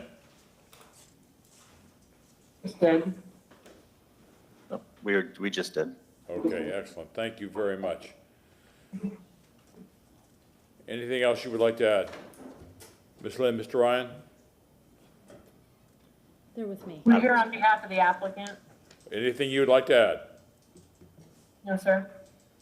Okay, thank you. Is anybody in, I'm sorry. Mr. Sandy, you gonna speak on this? Not this item, no, sir. Okay. Good afternoon, Ann Pollock with Fletcher Fisher Pollock, representing the applicant. Thank you so much for all your assistance as we've moved through the process on this one. I'm here to answer any questions. Thank you for your support. Any comments or any questions?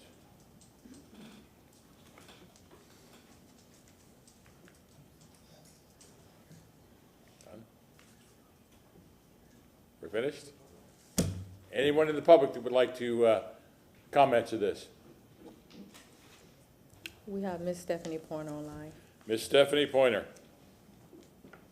All right, let's get my webcam up and running. I'm sorry, Ms. Pointer? I'm working on it. Where am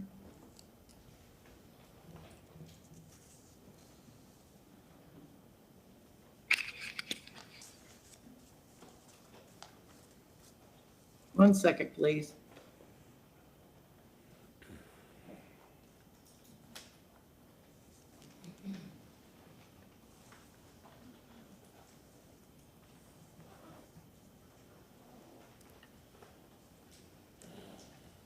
All right, can you see me now? No, ma'am. Okay.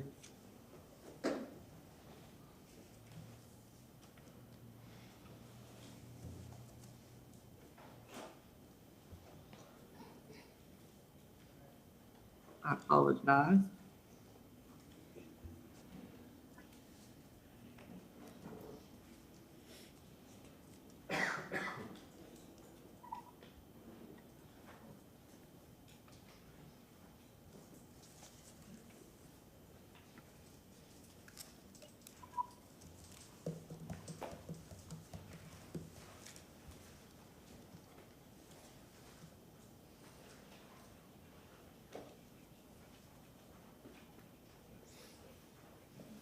Ms. Pointer, you still there? Yes, I'm here. I'm sorry. I don't even know what the heck I did. I apologize. Just one second. Mr. Chair, One more- we're Go seeing, ahead. we're seeing a box with your name in it. Just guessing it might be that your camera is not on or turned the wrong way, or? It's on, it's just, it doesn't, it wants to tickle.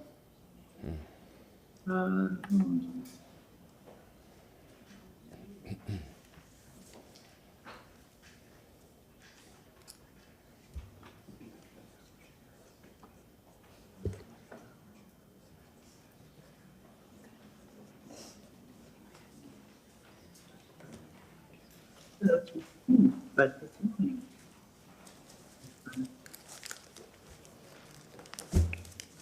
No.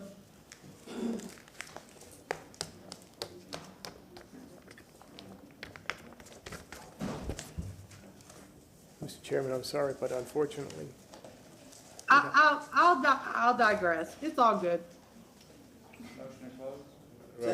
Motion to close by Councilman Maniscalco, seconded by Councilman Goods. All in favor? Aye. Thank you. Thank you. Councilman Maniscalco. Thank you very much, Mr. Chairman. I have an ordinance presented for second reading and adoption. An ordinance adopted pursuant to Section 70-51, Florida statutes accepting a special magistrate's report and recommendation and rezoning property in the general vicinity of 5301 West Tyson Avenue in the city of Tampa, Florida, more particularly described in Section 2 from zoning district classification IH industrial heavy to PD plan development residential multifamily, retail sales, specialty goods, convenience goods, shoppers goods, and marina, provide an effective date. A motion made by Councilman Maniscalco, seconded by Councilman Goods. Please place your vote and record.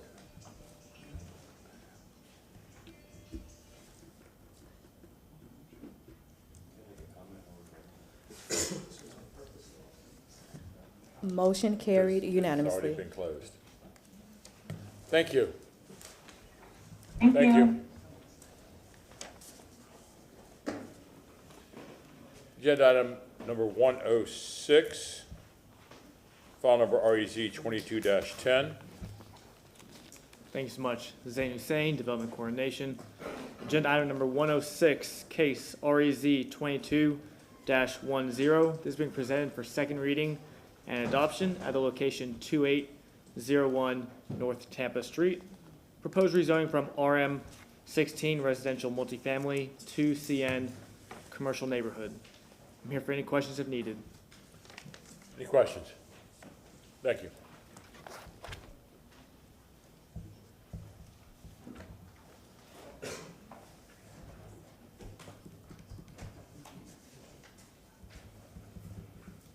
Is the petitioner here?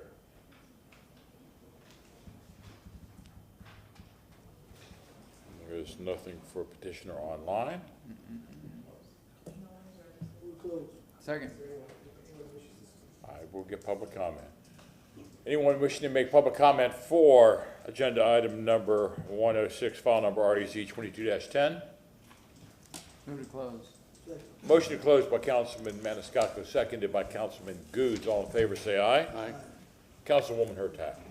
File number REZ 22-10, ordinance being presented for second reading and adoption, an ordinance rezoning property in the general vicinity of 2801 North Tampa Street in the city of Tampa, Florida, and more particularly described in Section 1 from zoning district classifications RM16 residential multifamily to CN commercial neighborhood, providing an effective date. Second. A motion made by Councilwoman Hurtak, seconded by Councilman Maniscalco. Please vote and receive. Record.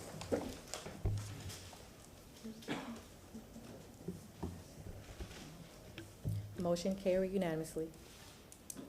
Thank you very much. File number, agenda item number 107, file number REZ 22-36.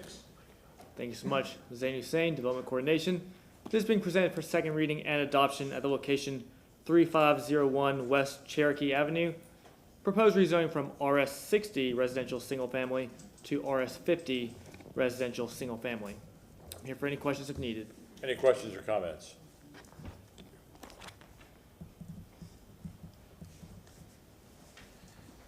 Good afternoon, Council. Steve Michelini, representing the petitioner. I'm here to answer any questions you might have. You may recall that this involved a reorientation of 2 lots, that they could be built by right in one direction, and they were being reoriented so that they would have to be rezoned. So I respectfully request your approval. Comments or questions? Anyone in the public wish to comment to this? We have no one online. Move to close. Second. Councilman Carlson. I listened to the video of this, and I listened to the neighbor who spoke about it, and he felt that it was not consistent with his neighborhood. But looking at the map and looking at the proximity of multifamily and looking at the fact that most neighborhoods have this kind of configuration somewhere, I'm inclined to support this. If it was converting an entire block to higher density, it might be different, but it appears that this small change to this parcel is not significantly going to change the character of the neighborhood, so I would support it. All right, no one in the public is speaking to this. Move to close was by Councilman Miranda, seconded by Councilman Goods. All in favor say aye. Aye. Is there any? Okay, thank you very much. Who we have here? Councilman Goods. RAZ-22-36. In ordinance presented for second reading adoption. In ordinance rezoning the property in the general vicinity of 3501 West Cherokee Avenue in the city of Tampa, Florida, boldly described in section 1 from zoning district classification RS-60 residential single family to RS-50 residential single family, providing effective date. Second. Motion made by Councilman Goods, seconded by Councilman Miranda. Please vote and record.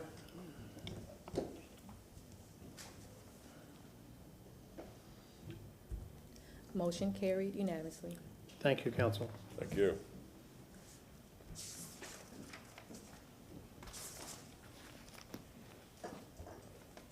File number 105, excuse me, agenda item number 105. File number REZ 20-66. 108. I'm sorry. 108. File number REZ 22-59. Thank you, sir. Zain Hussein, Development Coordination. This being presented for second reading and adoption at the location 1509, 1511, and 1529 West North A Street. Proposed rezoning from RS-50 Residential Single Family NIG Industrial General to CN Commercial Neighborhood NIG Industrial General. I'm here for any questions if needed. Comments, questions? Thank you. Thank you. Petitioner. Good afternoon, Council. Alex Shaler, 400 North Ashley Drive. I'm here on behalf of the applicant. This was unanimously approved at first reading, and I'm available for any questions you may have. Comments, questions? Anyone in the public that wishes to ask any questions or comment? Seeing none? Thank you. Second. A motion by Councilman Maniscalco, seconded by Councilman Miranda. All in favor? Aye. Thank you very much. Councilman Miranda.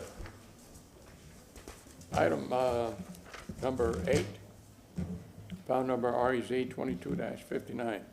An ordinance rezoning property in the general vicinity of 1509, 1511, 1529 West North A Street in the city of Tampa, Florida, more particularly described in section 1 from zoning district classifications, RS-50 residential single family to IG industrial general to CN commercial neighborhood and IG industrial general, providing an effective date. Second. A motion made by Councilman Miranda, seconded by Councilman Maniscalco. Please vote and record.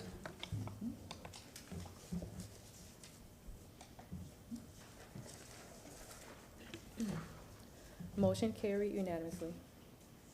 Thank you very much. File, agenda item 109, file number REZ 22-70. Thanks so much. Zain Hussein, Development Coordination. This is being presented for second reading and adoption at the location 1809 North Tampania Avenue. Proposed rezoning from RM16 residential multifamily to RM18 residential multifamily. I'm here for any questions if needed. Comments, questions? Thank you. Petitioner? Keith Lawrence was registered and on earlier this morning, but he is not logged on at this time. Is there anyone in the public that wishes to make a comment? Move to close. Second. Motion made by Councilman Maniscalco, seconded by Councilman Goods. All in favor, say aye. Aye. Councilman Carlson. Sir, I'd like to move 109, correct? 109, I'd like that to is move correct. 109, file number REZ 22-70, ordinance being presented for second reading and adoption, ordinance rezoning the property in the general vicinity of 1809 North Tampania Avenue in the city of Tampa, Florida, more particularly described in section 1 from zoning district classification RM16 residential multifamily to RM18 residential multifamily, providing an effective date. Second. A motion made by Councilman Carlson, seconded by Councilman Maniscalco. Please vote and record.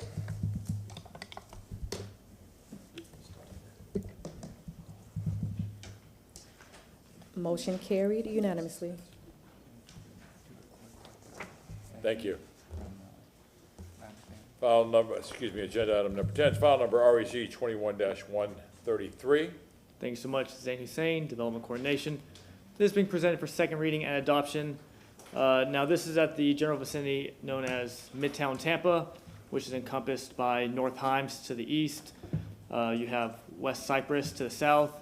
To the west side, you have North Del Mabry, and to the north, you have 275. This is proposed rezoning from PD Planned Development and CI Commercial Intensive to PD Planned Development, Residential Multifamily, and all CI uses. Site plans were turned into the city clerk's office. I'm here for any questions if needed. Any comments or questions? Thank you. Thank you. Good afternoon, Council. Ryan Manassi with Johnson Pope, 401 East Jackson, Suite 3100. We turned in revised site plans to the city, and I'm available for any question. We respectfully request your approval. Ryan Manassi. Yes. This is in the so flesh. different. Was that a question? I'm sorry. Very good seeing everyone. Any comments or any questions? Is there anyone in the public that would like to make comments or questions? Seeing none? Move to Thank close. you. Second. Motion to close by Councilman Miranda, seconded by Councilman Maniscalco. All in favor? Aye. Any opposed? Thank you. Councilman Vieira.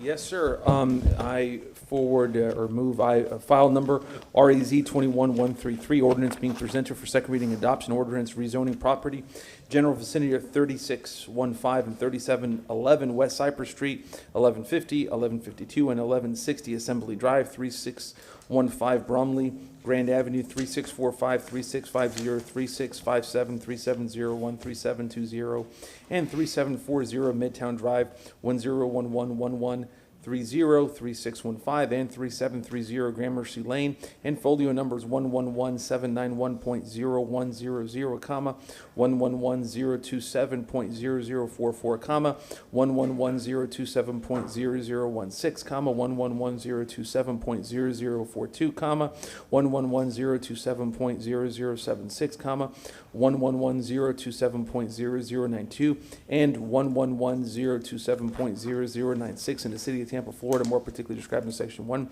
from zone district classification PD plan development to CI commercial intensive to PD plan development residential multifamily and all CI uses, providing an effective date. Second. Easy for you to say. Motion made by Councilman Vieira, seconded by Councilman Maniscalco. Please vote and record.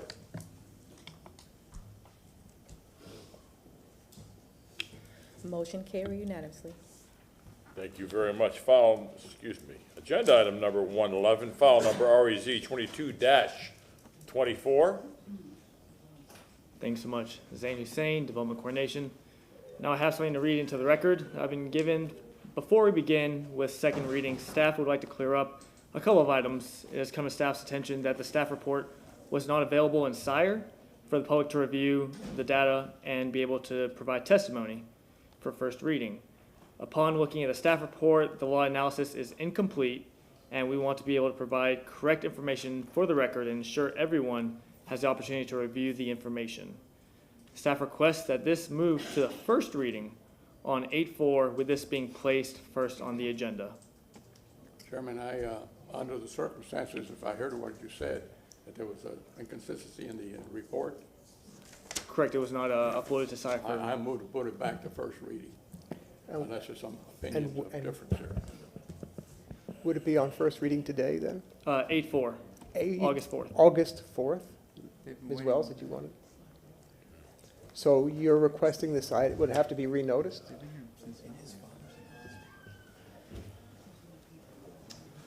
Kate Wells, Legal Department, for the record. It would not have to be renoticed since it's being continued to a date certain. It's unfortunate that what has occurred here occurred. I understand the applicant is in the audience and has some concerns over this item being moved out further and rescheduled for first reading. But when I spoke with staff yesterday, our primary concern was ensuring that any decision of this city council is legally defensible and based on an accurate record. And we don't feel that that record has been created at this point in time to support the action that council took when this was considered on June 9th. So that is the city's recommendation, to move this out to August 4th and place it back on first reading. But I understand if the applicant and members of the public would like to speak to that. Mr. Chair? I can, before we go to questions from council, I'd like to hear from the applicant to make sure that the applicant is, what the applicant has to say to this. Hi, good afternoon, Council. Travis Hills. So this matter was just brought to my attention this morning at 8:25, that there was some form of oversight or discrepancy that occurred with staff. I think that, in my opinion, that it would be appropriate for staff to give to you the nature of that discrepancy so that you can at least be exposed to what it is. And in my opinion, I'm not sure to what extent you'll give a deference to it, that it makes a difference to the outcome as of what's already been heard.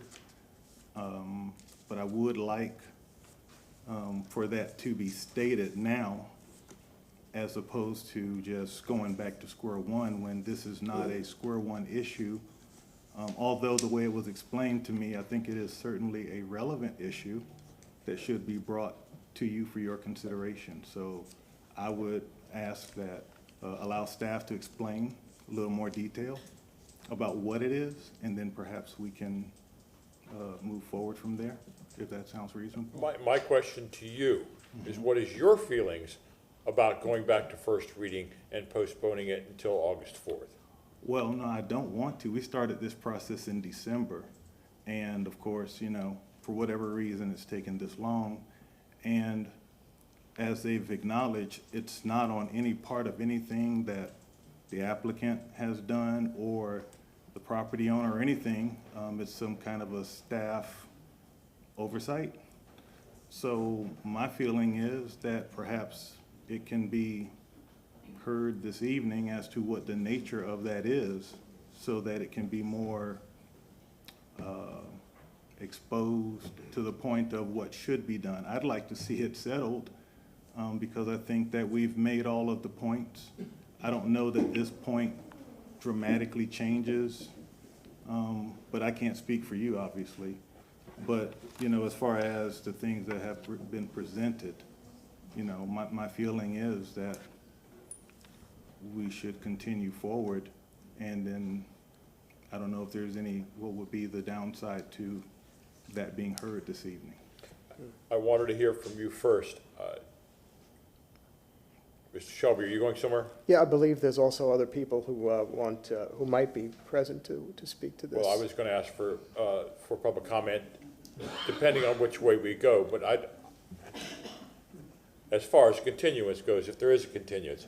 So what I'd like to do is go to council now. Councilwoman Hurtak. I have a question for staff or legal or anybody. I mean, we had this gentleman up here earlier this morning telling us that his father's in the hospital. We heard from other people. Is there a reason we didn't hear about this earlier today so we could have made this determination and not make these people wait if we knew about it yesterday? Just curious, because. Understood. I know that they're on 111 on the agenda today. I did not know about Mr. Hill's family. But so my question though is, why we couldn't, if we knew something, I mean, at the beginning, we have the time to go over the agenda and take a look at things. Is there a reason this wasn't brought up to us then, knowing that we had 120 items and we were going to make quite a few people wait today until now? Absolutely, understand. I'm LaShawn Dock, Development Coordination. I would like to explain that we wanted an opportunity. One, we realized that it was the data that was provided in the analysis. And what we wanted an opportunity to do was to try to reach out to the applicant and speak with the applicant. It was brought to our attention from someone in the community. And then we met. We also wanted, since we wanted the opportunity to speak with the applicant, we didn't want to say that it would be continued to that date without confirming first. And unfortunately, it is short notice. We certainly apologize for that, but we didn't get a chance to speak with him until this morning. Okay. And we were already here at that point and council started, so. But it is the analysis, that is the difference in the data.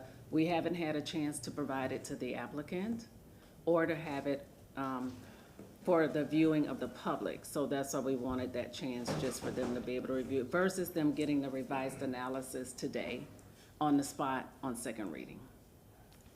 Councilman Goods. I'm sorry, does that answer your question? You know, time is money, and what I'm most upset about is that these kind folks have been here all morning. This gentleman has been here all morning. He came up when he thought it was a controversy, explained the situation. At that time, nobody from staff could come and tell this council that this needs to be continued. These folks can go home, continue with their day. He can go continue to look to care for his father. I don't understand that. I have a hard time, you know, I mean, we're all tired here. It's late in the day. We got 120 items. I know these folks got to be frustrated that nobody had the courtesy to say, if a mistake was made, mistakes happen. Okay, fine, but we can't let this happen again ever. I mean, if there's a mistake made, let's own up to it, move on, and no matter what the problem is. But I mean, is the analysis that great that's going to change or might move another direction? That this can't be handled today? Well, that's a question. I think it's more so the case of just allowing the applicant the time to have that revised analysis in their hands, because I don't think it would be fair to the applicant to have that revised analysis just presented on the spot. I certainly agree. We should have cleared the agenda this morning first thing to avoid having the public waiting and most of all the applicant of all. I'll listen to other councilmen and see if Mr. Chairman wants to, the other evidence come to light, but again, we apologize to the folks that have been waiting all day and to you, sir. Councilman Vieira. Thank you very much. And for the record, that's August 4th in the evening. It would be, okay, just making sure, because I have a conflict in the morning, just making sure. Excuse me. I mean, I'm obviously inclined to go with whatever legal tells us. So we got to cover ourselves in issues like this, especially on something that's very, very contested. I do want to disclose out of an abundance of caution that I did receive a call on this by a gentleman by the name of Bill Townsend, a very nice gentleman I've known for a while. We did not have any substantive discussion on it, but he called me on it and said, if you have anything to say about it, please email me, which he did, but I do disclose that just out of an abundance of caution. Thank you. Anyone else? Councilman Carlson. I agree with my colleagues and want to apologize to everybody who had to wait today. I wish we would have addressed this earlier. I know how difficult it is and how much you all sacrifice. Second, without proper disclosure of information, I don't see how we can go forward. We have to have transparency in the information. But let me ask a technical question. Yesterday morning, at least, I don't know about the night before, but yesterday morning, Sire did not have any documents for several hours. Is this different than that problem? This is just, this particular file did not have a document attached. It's not the problem that happened across Sire yesterday morning. I believe it involved the analysis and the data. Is that correct? LaShawn Dock, Development Coordination. I can't say if it is if that was a part of that.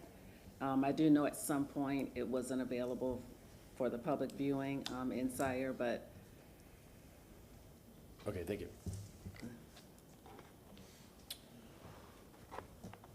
Sir, again, I'm going to come back to you. You've heard the reasoning. Are you comfortable with continuing this until August 4th?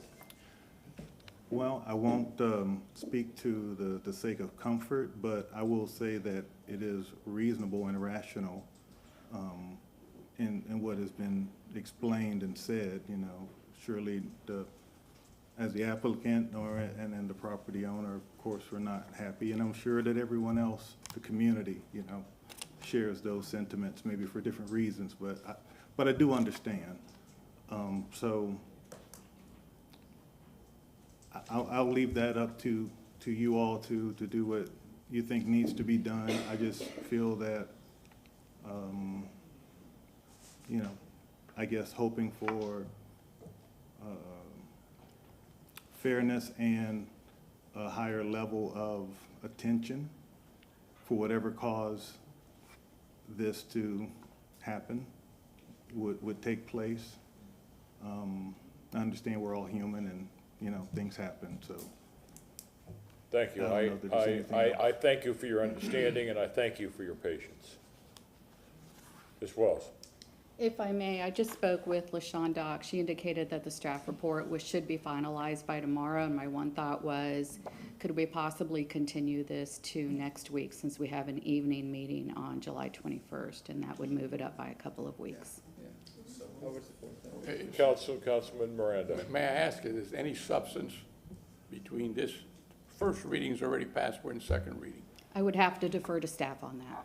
That's what I'm saying, we don't know what it is.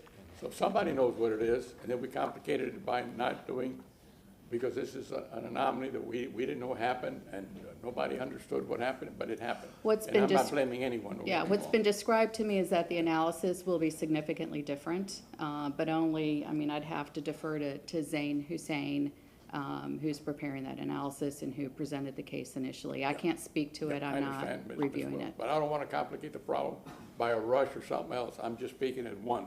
I'm not asking the other six. It's just me. I'd rather have it, make sure that we know what it is. And I don't know what it is. So whatever it is, it must be something that, not a small thing. Yeah, and staff has indicated the report will be ready tomorrow. That would allow, that's typically when reports are available in advance of your rezoning hearings, that would allow the applicant an opportunity to review it and have enough time to address any of the changes in the staff report from the last time he saw it. Also allow an opportunity for the public to review it. But by moving it to July 21st instead of August 4th, we're saving a couple of weeks there. That's fine. Thank you. Councilman Carlson. Mr. Chair, I know you're probably going to do this already, but I think we have to get public comment. Yes, I was going to ask for that, for the continuance only. Is there anybody in the audience that wishes to make comment to the continuance only of this case, of this agenda item? Again, to the continuance of this agenda item.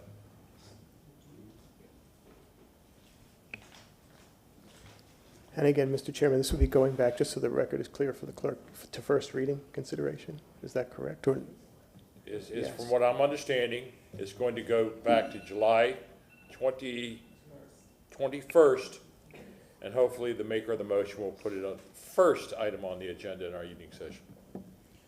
Hi, my name's Carol Ann Bennett. You know, my problem with this is I heard that it might get continued to August 4th, and it would be the first item on the agenda. And I can be here for that, but I can't be here for the July 21st. I'm going to be out of state. I have a lot to present. I have people here who donated minutes. So even if I try to testify CMT out of state, I'll only be able to say half of what I have.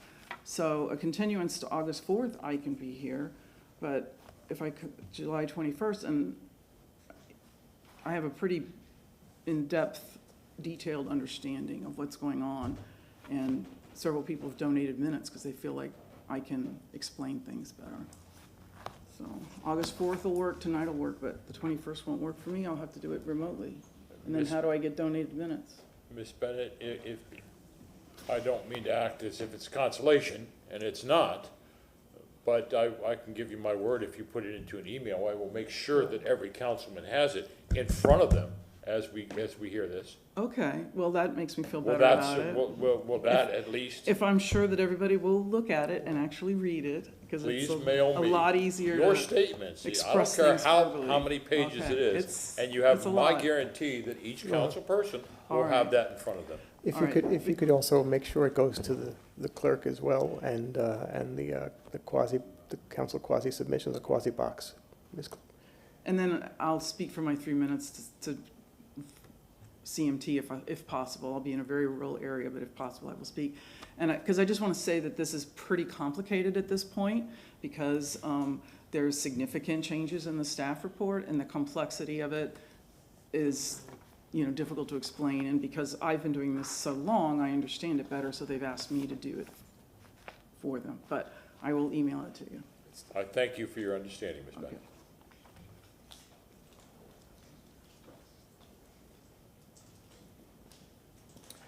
Mike McNabb, I'm the current president of Palmacia West Neighborhood Association, and I did want to let you know that our association did take a vote and voted to oppose this. But We're speaking to the continuance okay, only. but we're prepared today, and there's a lot of people here that have been here for quite some time, and they're ready to speak, and we're prepared too. But we haven't seen the new staff report either, and we understand it will be very different from the one that was first issued. So we don't know what that's going to say either, and I guess the best thing is, until we see it and you see it, we have to wait and see what they put out. So we'll do that. Well, if I can, Mr. Chairman, July 21st is next week.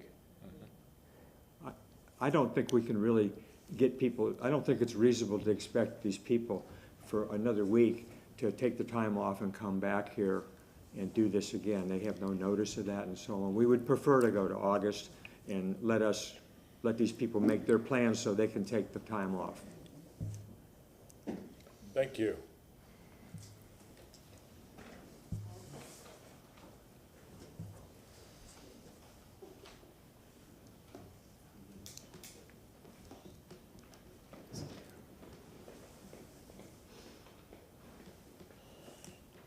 The only thing that I have to say, well, my name is Pam Pinella, and I'm against the rezoning, but Please. August 8th is the date that I think that we need, August 4th.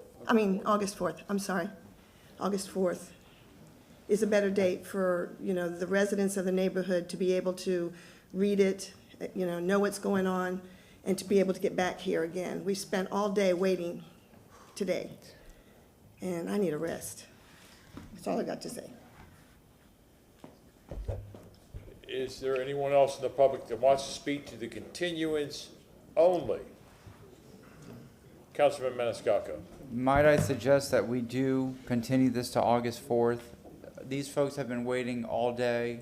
Is there? I don't know where the applicant's at on that, but, they've sat here for over 6 hours, and it has come as a surprise here, so, Well, it's come as a surprise to to everybody. Was there a second? I'm sorry. I'm going to ask the applicant his opinion on it. Will August 4th, I know that you two have been waiting for a long time on this. Will August 4th be acceptable to you as well? Only by force, because that really is not where we want to be. We're on yesterday is where we'd like to be. And when it comes to sacrificing time off, I've already expressed what I've given today, because this is what needs to be done in order to see this matter through. So I definitely want this to be done as quickly as possible. I've already stepped back to say I understand the matter. I understand it needs to be addressed. A date was put on the table for as soon as possible, next week, and that is the date that I definitely want to keep. We don't want to do anything by force. I'm trying to find happy ground here, happy medium. Right, and I think that, in my opinion, that's where we are right now, is the fact that, each time, everyone doesn't get the full opportunity to do everything to their comfort, but surely everyone is being given the opportunity to come back and to address the matter and to be heard in a manner of protocol. So I think that that's where we are already. Now we're moving into levels of comfort. That's how I feel about it. Councilman Vieira. Yes, sir.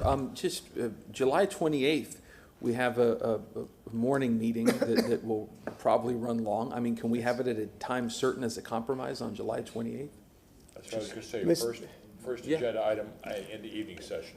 Well, we don't have Evening, evening. First agenda item. Yes, sir. Well, Just as a compromise. Mr. Chairman, Martin Shelby, City Council Attorney, this is a very unusual circumstance. Now, certainly, this gentleman here has a property interest. I wonder if any of the other people who are going to be testifying are within the noticed area, just for the sake of, for preservation of the record.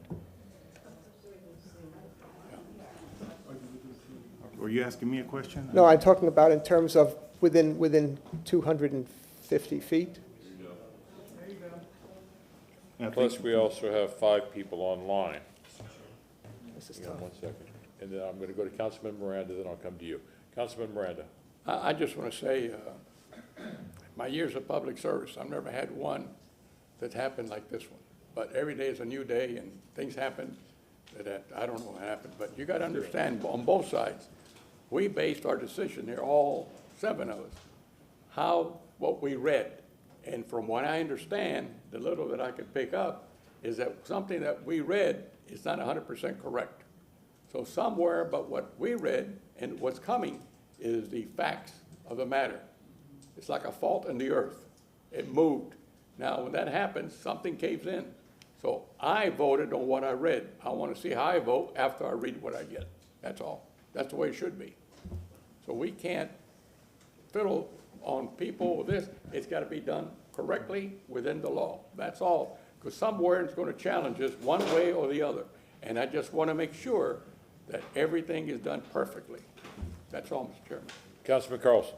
I wonder if staff, or maybe even the applicant could tell us, if you don't want to go into substance, maybe just tell us what the cause of the change of the staff report was. Did the project change substantially, or did staff change? What caused the staff report to be changed substantially?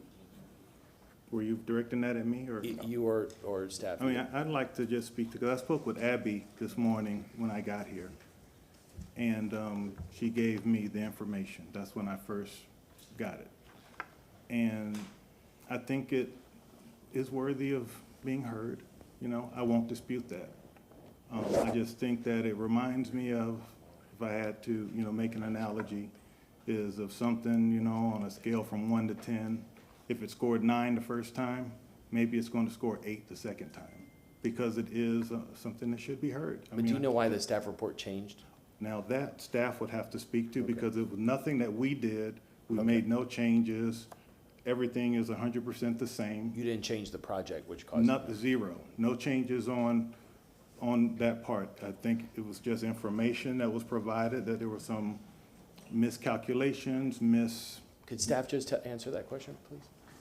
Just, you don't have to tell us the substance, just what caused the dramatic change? Yes, LaShawn Dock Development Coordination. This was brought to our attention from community members that reviewed the analysis that was given.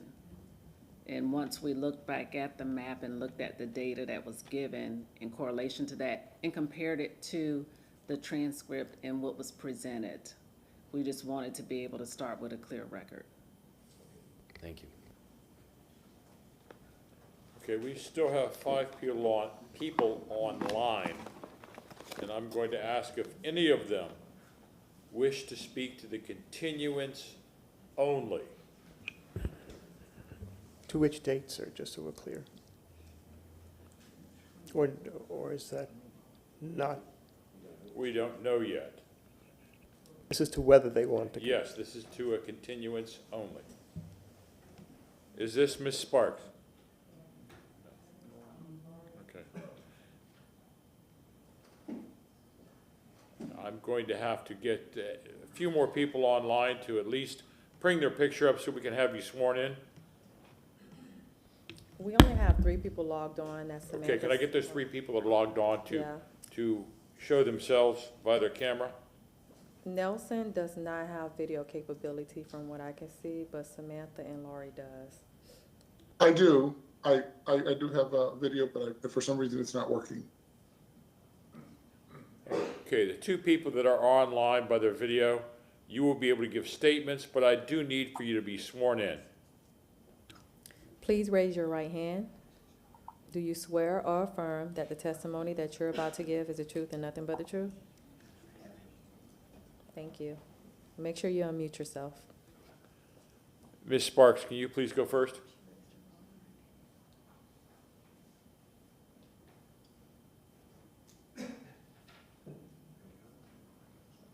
Ms. Sparks, you're muted. There you go. I agree with the continuance to August 4th so that everyone has enough time to review the new information. Is that all? Yes. Thank you for waiting. Thank you for your patience. And who is next? Ms. McCann? Yes. I would vote for August 4th also because you mentioned that that would be a nighttime meeting and that would work better for me. Sorry, I'm sorry. Okay, and is that the end of your what you'd like to say? Is that Yes, the end sir. of your comments? Thank you very much, ma'am. Thank you for your patience. I'll entertain a motion. I was gonna suggest August 4th, I understand. Well, it's, Mr. Chairman, members of council, it's a very interesting, difficult position, but he is the applicant and he is the one with the property interest. And he is stating, I believe, what is the term you used? With No, regards just saying, but you understand, the question is, do you have any objection to August 4th? Right, Excuse me, August. Yeah, a date was specified as being available, and that is a date that July I would like 21st. to keep correct, as soon as possible. It's been a long time, and that's where we like to be. I'm here whenever the rules say I'm supposed to be, and I know that everyone else, I know this is a very unique situation. It is. So I do understand, I'm not being callous to the desires of the public that want to have interest, but I think that everyone is going to be in the same boat in terms of, you see the data, you respond to the data. It doesn't take any great length of time to respond to it because the case is the same. The facts are the same, but the information that is being provided does not take weeks to process. So with that being said, it just comes down to convenience, and that's the part that I don't want to have that convenience be a factor that imposes on our ability to go forward. Councilman Goods. It was always tough when you have to make decisions up here. But the way I see it, staff made a mistake. They've owned up to the mistake. Staff threw the date out of the 21st. Is that correct? If I may, Kate Wells, for the record, I had suggested the 21st just because I know that we have an evening meeting and availability. However, I do want to remind council that with quasi-judicial hearings, it's important that due process is provided to not only the applicant, but to those within the notice area. And what I'm hearing today is that there are folks within the notice area that are present that are asking for additional time. So I know this is a difficult decision, but if you would take into consideration the fact that folks, in addition to the applicant, are entitled to due process, and that may possibly play into the timing of the rescheduled hearing. Thank you. So we have the 21st as a date, Mr. Shelby, and the 28th, right? No, August 4th. Well, If we keep it up, it's gonna be August 4th by the time we leave. Yes. May I speak? Yes, please. With all due respect, the reason why we're here, in my opinion, as an applicant, from my perspective, is because I'm continuously being told something by this city government, and it is not so, and it continues to move the bar, and it is not fair. I understand the concerns of the community and their comforts and their desires and whatnot. But this is not fair. This is not how this process has ever worked for me in the past. And I know it's very strange and different for you. But even as we stand here in this very moment, this is said, let's move the bar. I think that this is unprecedented and quite frankly unfair. Well, let me say this, if I may. I want to answer this. Government is like a balloon, and it moves very slowly. And with that, in that balloon is the contents of all of us in there. Now, that balloon's going to pop sooner or later, one way or the other, whether July 21st, July 28th, of August the 4th. That's what we're looking at. We're not looking at rocket science. We're looking about something that was given, something that was put in the record that evidently, from what I hear now, without knowing exactly what it is, was not the right, proper thing to put in. That's what I heard from people that testified, from the city who testified. And I'm not saying one way or the other, but for this council to hold on, keep on what you, and the city attorney said it, there's two parties here, your party and their party. And I'm not talking about Democrats or Republicans or independents. I'm talking about something being right that was put and voted on, but at the time that it was voted on, from what I'm gathering from the information I've heard, was not 100% correct on what was given to this council and to the voting public. That's what I understand happened. Other than that, there's no issue here when it's going to be heard. So you all make up your mind, because between now, it's got to be between, like the city attorney said, both parties have an interest. Not one, not the other has a greater interest. So you, audience, and this gentleman, you tell us when you want to have it. Right. Well, I think, in my opinion, with all due respect, and I respect you a great deal, ever since I've been in this business, since the 80s, you've been here. No, But I want to say that it's been clear to me and clearly stated by one of the public's representatives that she's ready tonight. She already has, she knows what the issue is, and she has her information ready to go. But here's my point. I'm not saying let's go tonight. I'm saying let's go on the date that was given, because the notion that somehow they don't know, and no, it's known now. I think it's understood. So I am stepping back to say, okay, let's have it be heard. I'm not arguing that point. But to do it later and later for comfort and for reasons that are really erroneous, they already have their things prepared. And I'll be prepared as well. So the 21st is where I want to be. And, you know, of course, it's up to you, but that's my position. And they've already stated their position. It's the 4th. We already know that. I don't think anyone's going to change. So that's where we are. So we just won't hear it. Yes. Councilman Carlson. We'll have to go back and look at the tape, but what I recollect was that August 4th was put out as the first option, and then I think Ms. Wells stood up and was trying to brainstorm another date, but it wasn't, to my recollection, it wasn't that the 21st was put out first, it was August 4th, and then there was a discussion. But she also said, the legal department has said that we have to provide due process. When we asked how many people have property within 250 feet, a whole bunch of people stood up. And we also know that a lot of people cannot maybe, or some people can't participate in a week. And it's also not enough time maybe for everybody to get their consultants and others to look at it. Mr.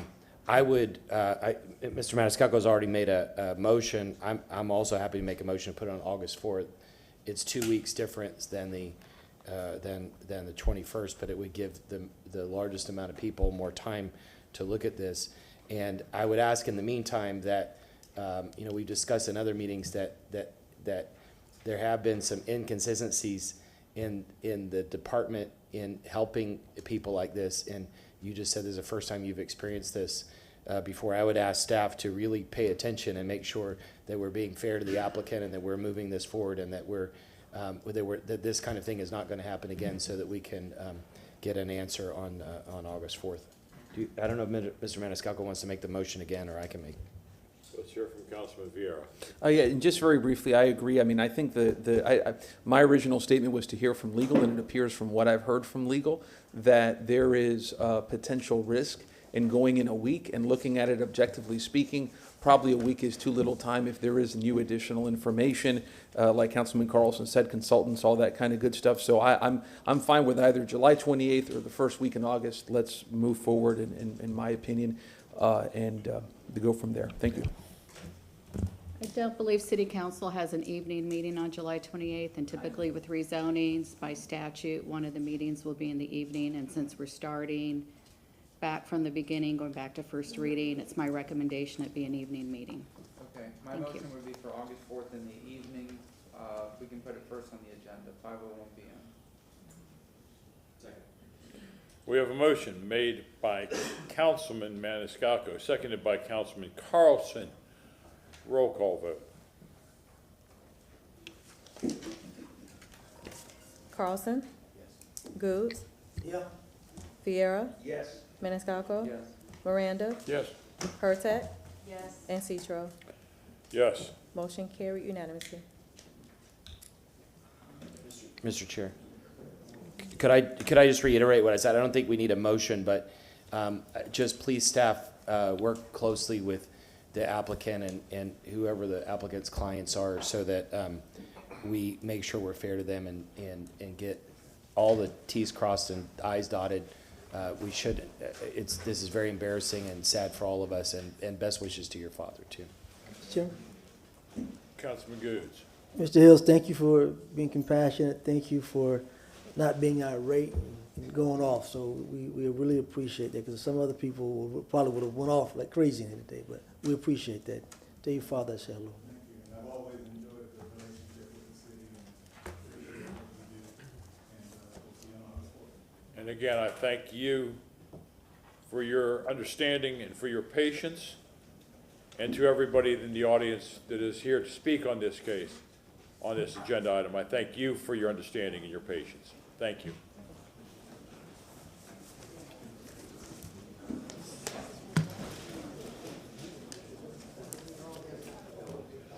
Agenda item 12, file number SU 22.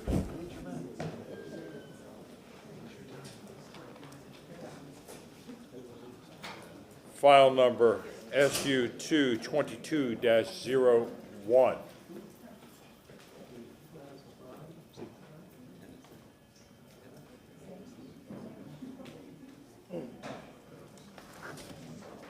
Zain Hussein, Development Coordination.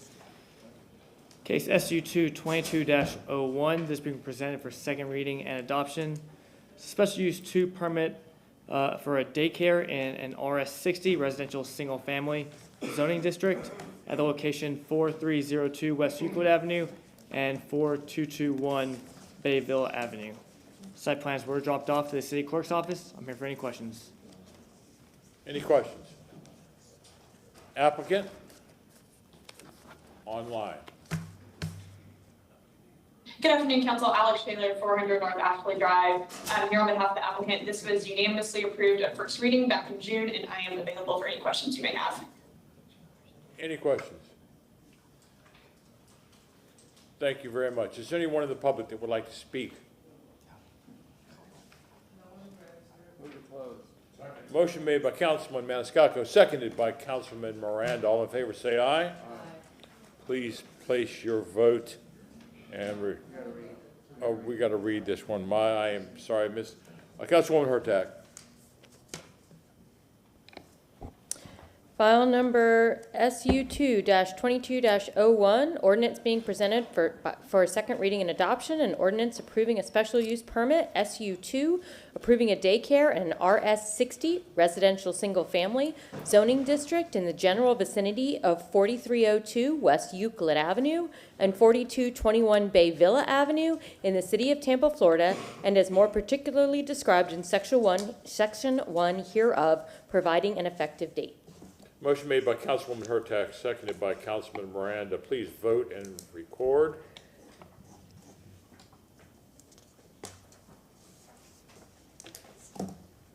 Motion carried unanimously with Vieira and Goods being absent at vote.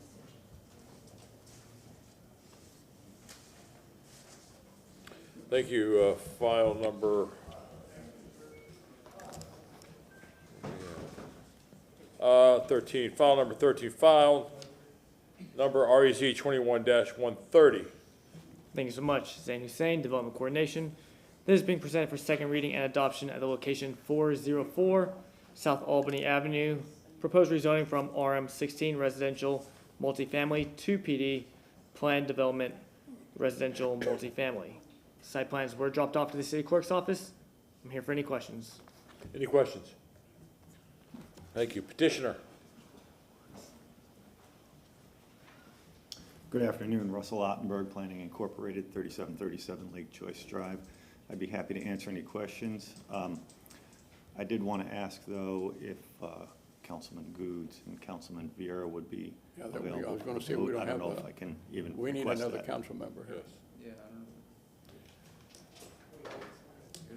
There's one. You want another one? If he's available, I would appreciate it. Yes, thank you. 113. We did 13 at 12 passed. We could always take a 30-minute break. Yeah, he's only joking. We'll proceed with the You council. need 5-minute break. Thank you. Now 4 of us will be back. There won't be 2 here.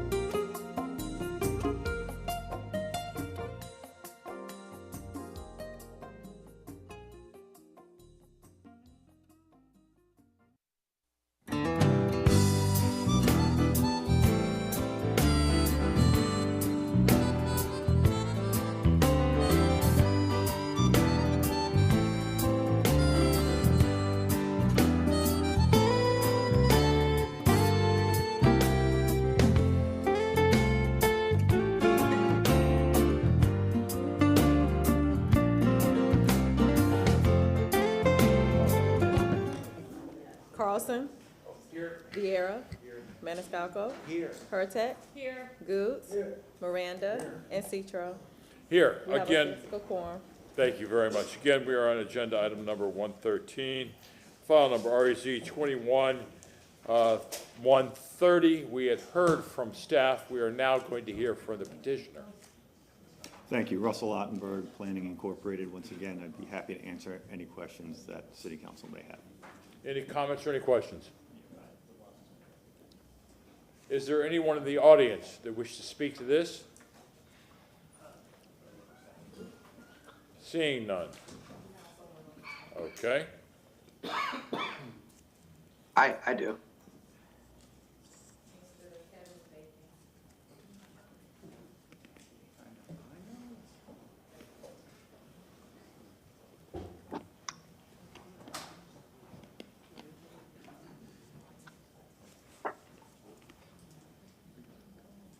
May I share my screen? You have it, excuse me, yes, you are on. Yes. Can you please swear him in? Mr. Bacon, please raise your right hand. Do you swear or affirm that the testimony that you're about to give is the truth and nothing but the truth? I do. Thank you.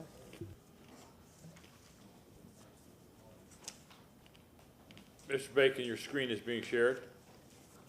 Thank you. Okay, I'm going to ask, can you see my PowerPoint slide right now? Yes, we can.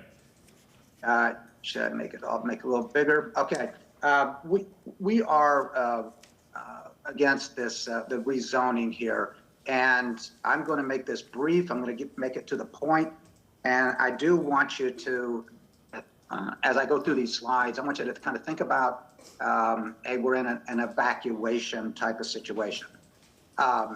So what we're concerned about is the safety aspect, especially on the side of the alley where there's a number of people that have their cars, they go in and out, they've got the garages, et cetera. They do walk up and down. There's a number of mothers with babies, dogs, pets, et cetera. So a lot of activity goes down through this alley. So with this point, what you're looking at here is 10 petitioners that have signed this that do not want this to move forward because of the reasons I just stated. I'm going to move forward to slide 5, and I'm sure you all have had an opportunity to take a look at these slides. But what you're looking at here is comparing 4 alleys in this vicinity. And I was curious to see, okay, well, how many car spaces are available within this really small area of, these alleys down here? And if you look at the red space here, the red column, this is our alley that's behind the proposed petition here, the proposed development.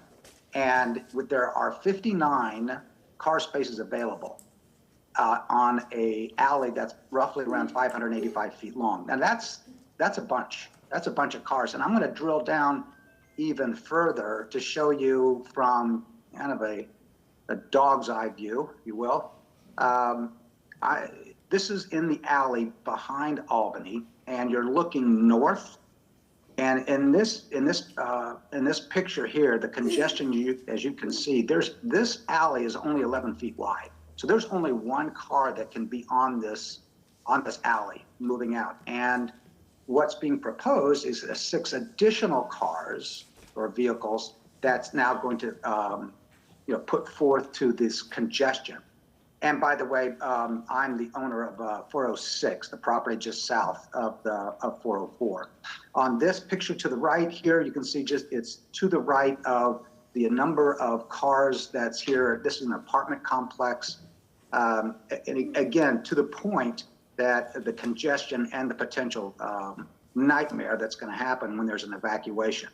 I took a few steps more north, made another picture just again to show and demonstrate that here on the left, you can see the proposed property, and those would be the entrances to the 2 units that are proposed on this left side.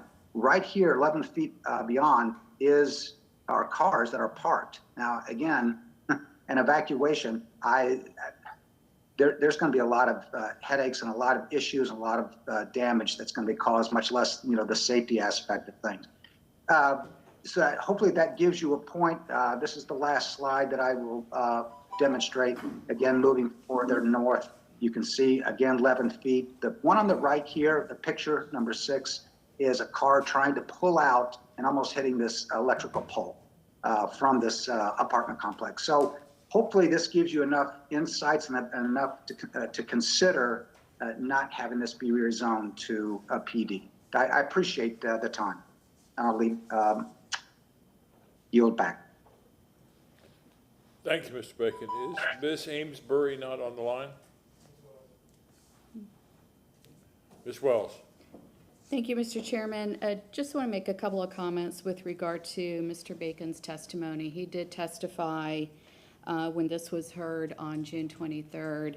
With respect to the petition that he mentioned today, generally the courts have found that petitions signed by neighbors do not constitute competent substantial evidence because the neighbors aren't present to testify. You also don't know what they understood the application to consist of at the time they signed the petition. And if I recall correctly, Mr. Bacon did confirm previously that the petition was signed before the application had been revised. And what was presented to you on June 23rd was a modified. So I just wanted to clear that up for the record. And I don't know if there are any other members of the public that wish to address council. And there is none, again, there is none in council chambers that wish to speak to this. Seeing none, Ms. Amesbury is not on the line. Motion to close by Councilman Goods, seconded by. I'm going to give the gentleman for the opportunity for rebuttal, please. Rebuttal, please. Thank you. Russell Ottenberg, Planning Incorporated, once again. I believe Mr. Bacon's presentation was largely the same as what he had prepared on June 23rd. I didn't see anything that was substantively different. A couple of points of clarification. The alley behind the proposed units is 20 feet wide. We are going to ensure that it is a 24-foot wide as required by code. There are no waivers requested this. We had continued this, if you recall previously, to eliminate all the waivers. I put up on the overhead here a picture of this is where Mr. Bacon lives. It's a duplex immediately adjoining.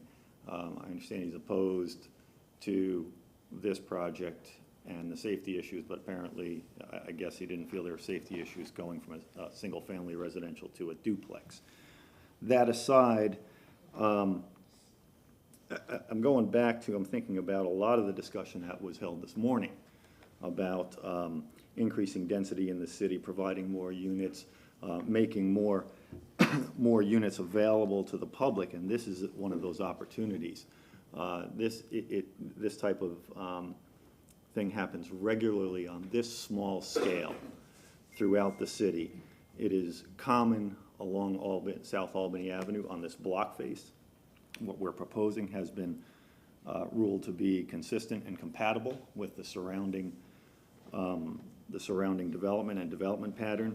I heard no testimony that supported this as a safety issue. That seems to be speculative.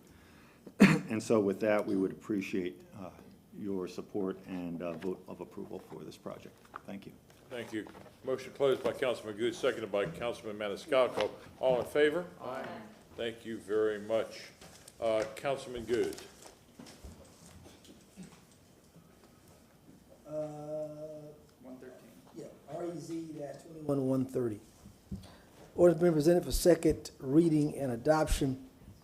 In ordinance rezoning property in the general vicinity of 404 South Albany Avenue in the city of Tampa, Florida, and fully described in section 1 from zoning district classification RM16 residential multifamily to PD planned development residential multifamily, providing an effective date. Second. We have a motion made by Councilman Good, seconded by Councilman Maniscalco. Please vote and record.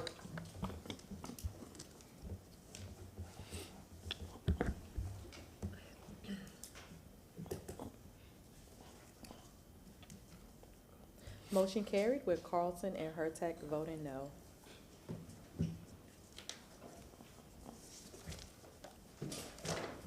Agenda item number 14, AB 2 2121. Thanks so much. Zain Hussein, Development Coordination. This is being presented for second reading and adoption. This is for a special use 2 for alcoholic beverage sales, small venue, consumption on premises only, at the location 2612 North Tampa Street. Site plans were dropped off to the city clerk's office. I'm here for any questions. Any questions? Comments? Thank you. Ms. Mandel. Good afternoon, Julie Mandel with the law firm of Gray Robinson, 401 East Jackson Street, Tampa, Florida. I am available for any questions, and I appreciate your consideration. Thank you. Any questions for Ms. Mandel? Is there anyone in the public which would like to make any comments? Thank you. Hearing none. Motion closed by Councilman Good, seconded by Councilwoman Hurtak. All in favor, say aye. Aye. Councilman Good. Councilman Carlson.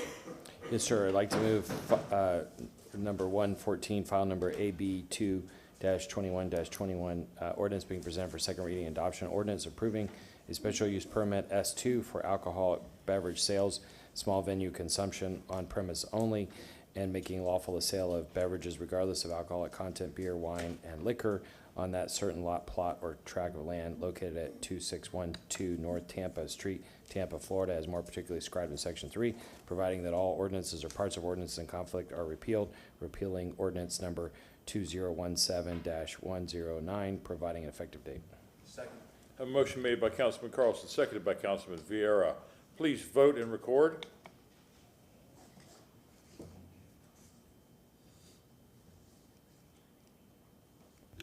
Motion carried with Miranda voting no and Maniscalco being absent at vote. Thank you very much. Agenda item 115, file number AB 222-03. Thank you so much. Zain Hussein, Development Coordination. This is being presented for second reading and adoption for a special use 2 for alcoholic beverage sales, small venue, consumption on premises, and package sales off premises consumption at the location 456 West Columbus Drive. Site plans were turned in to the city clerk. I'm here for any questions. Any questions? Petitioner.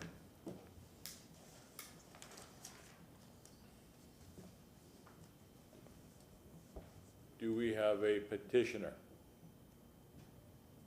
Is there anyone in the audience who would like to speak, make public comments to this? Motion closed by Councilman Goods, seconded by Councilwoman Hurtak. All in favor? Aye. Thank you. Councilman Miranda. Thank you, Chairman. Item number 115, AB 222-03. Moving orders being presented for second reading and adoption, orders approving a special use permit SU2 for alcohol beverage sales, small venue consumption on premise, and package sales off premise consumption, and making lawful the sale of beer and wine from certain lot, plot, or tract of land located at 456 Columbus Drive, Tampa, Florida, more particularly described from Section 3 zoning, providing that all ordinances or parts of ordinance in conflict are repealed, providing ordinance number 2019/134, providing an effective date. Second. A motion made by Councilman Miranda, seconded by Councilman Vieira. Please vote and record.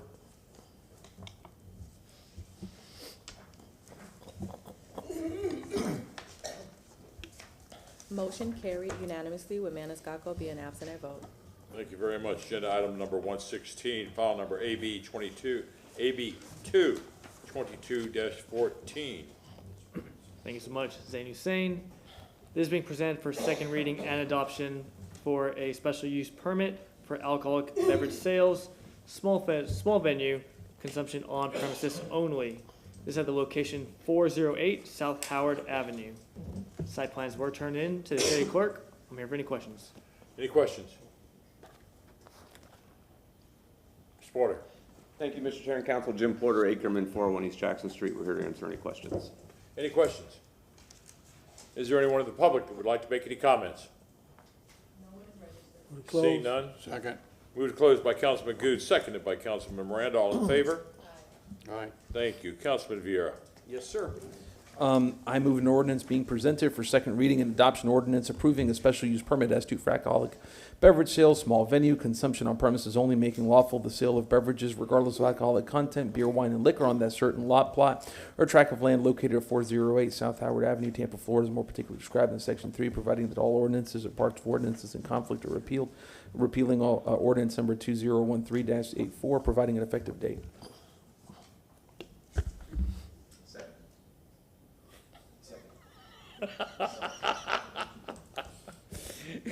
Motion made by Councilman Vera, seconded by Councilman Carlson. Please vote and record. This one. 116.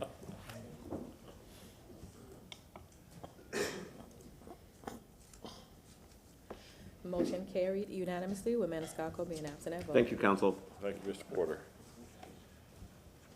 Mr. Shelby, on our Yes. next agenda item, 117, file number FDN 21-125-C. I have received a text from Mr. Chris Wojciechowicz, which I have sent into my email and will have it printed for you.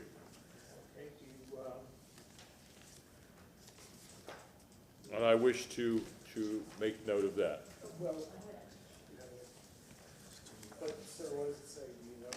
It just says that he is totally against Well, sir, this.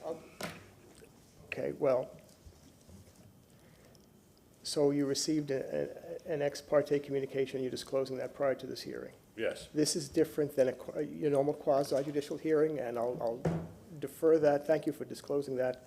I will defer now for the presentation by Ms. Pettis-Mackle. Good afternoon, I'm sorry. Kamaria Pettis-Mackle from the City Attorney's Office. I have a presentation on this matter, if we could go to the presentation.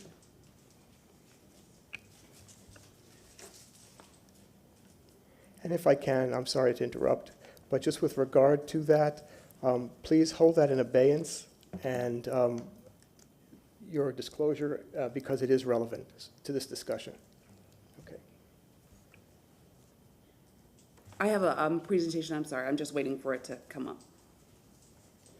I'm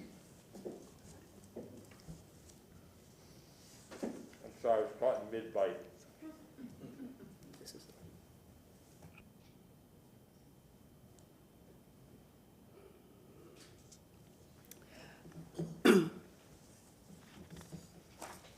Okay.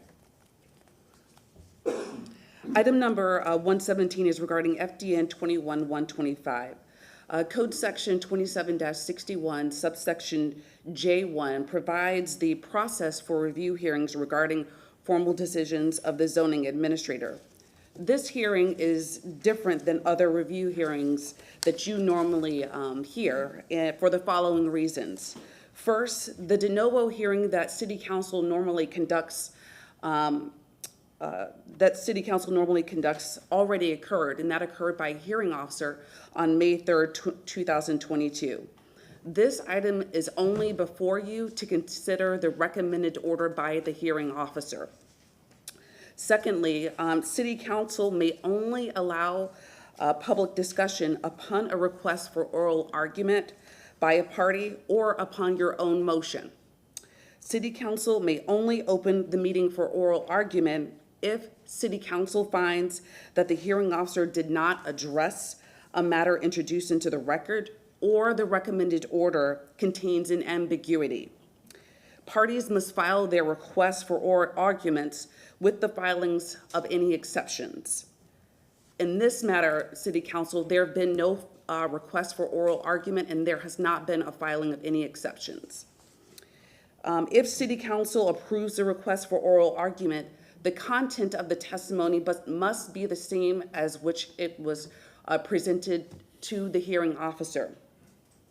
No person can submit new evidence if City Council allows public comment or oral argument.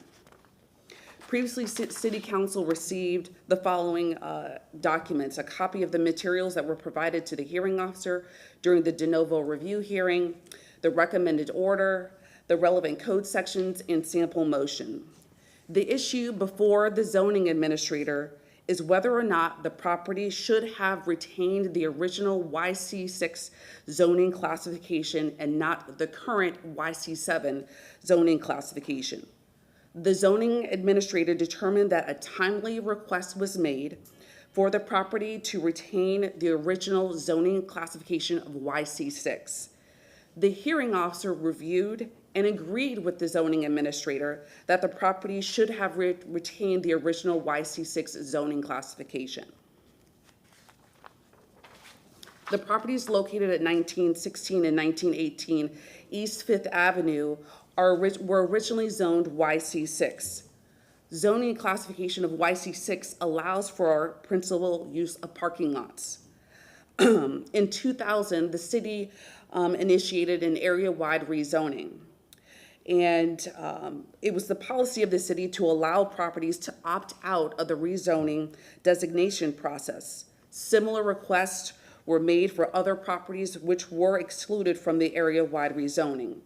In this instance, despite a letter that was provided to the city dated March 8th, 2000, the property was inadvertently changed to a zoning classification of YC7. A YC7 zoning classification does not allow for principal use parking.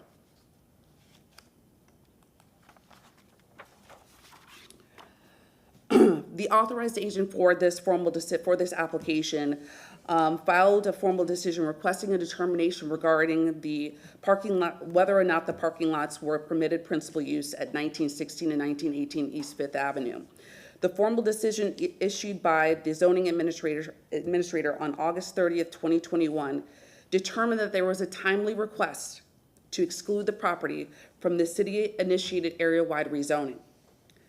The property should have retained its original rezoning classification of YC6, which allows for principal use parking lots. Mr. Cotton stated that once the zoning classifications on the lots are corrected, the properties must comply with the city code requirements, such as providing the required signage, paved drive aisles, and bumper stops. Again, this is a decision that the hearing officer reviewed and agreed that the properties should have retained the original YC6 zoning classification. The petition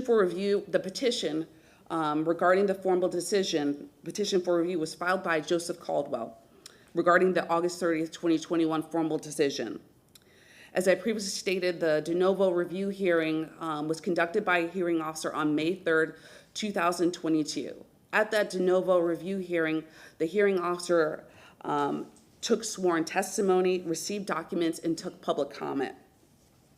Based upon the findings of fact and the conclusions of law, the hearing officer recommends upholding the zoning administrator's decision that determined the property should have retained the YC6 zoning that allows for principal parking use. Additionally, the hearing officer further recommends that City Council take corrective action to reclassify the zoning of the properties to YC6. I will bring that that action item to correct the zoning classification of the properties at a later date. Now going back to the city council action. This item, just as a reminder, this item is before you regarding the hearing officer's determination that the decision by the zoning administrator that the property should have retained the original YC6 zoning classification because there was a timely request to be excluded from the city-initiated area-wide rezoning. Based upon the recommendation from the hearing officer and the fact that there has been no requests for oral argument and there's been no exceptions filed, the city councils can take the following action: adopt the recommended order as the final order, modify the recommended order, or reject the recommended order. Just as a reminder, this item is before you regarding the zoning classification of these lots. This is not about whether or not these properties should be parking lots. It's only regarding the zoning classification of the two properties. Again, just a reminder that there have been no requests for oral arguments or exceptions filed. Additionally, there is no provision in the code that addresses public comment when a person does not participate at the review hearing or during the open record period of the formal decision. So I just want the city council to be aware of that. And that I've given you the sample motions, and it's the city's recommendation that city council adopt the recommended order as the final order.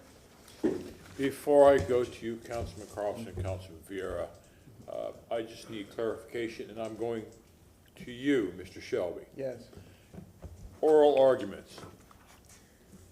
Is public comment considered oral arguments?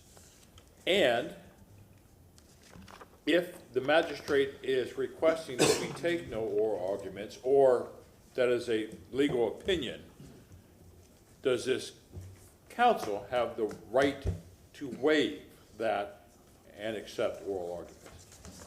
Excuse me, public comment. The answer to the last part of your question is no, sir, you cannot waive it. This is not, this is not your excuse me, this is not your typical public hearing. This is not your typical review hearing.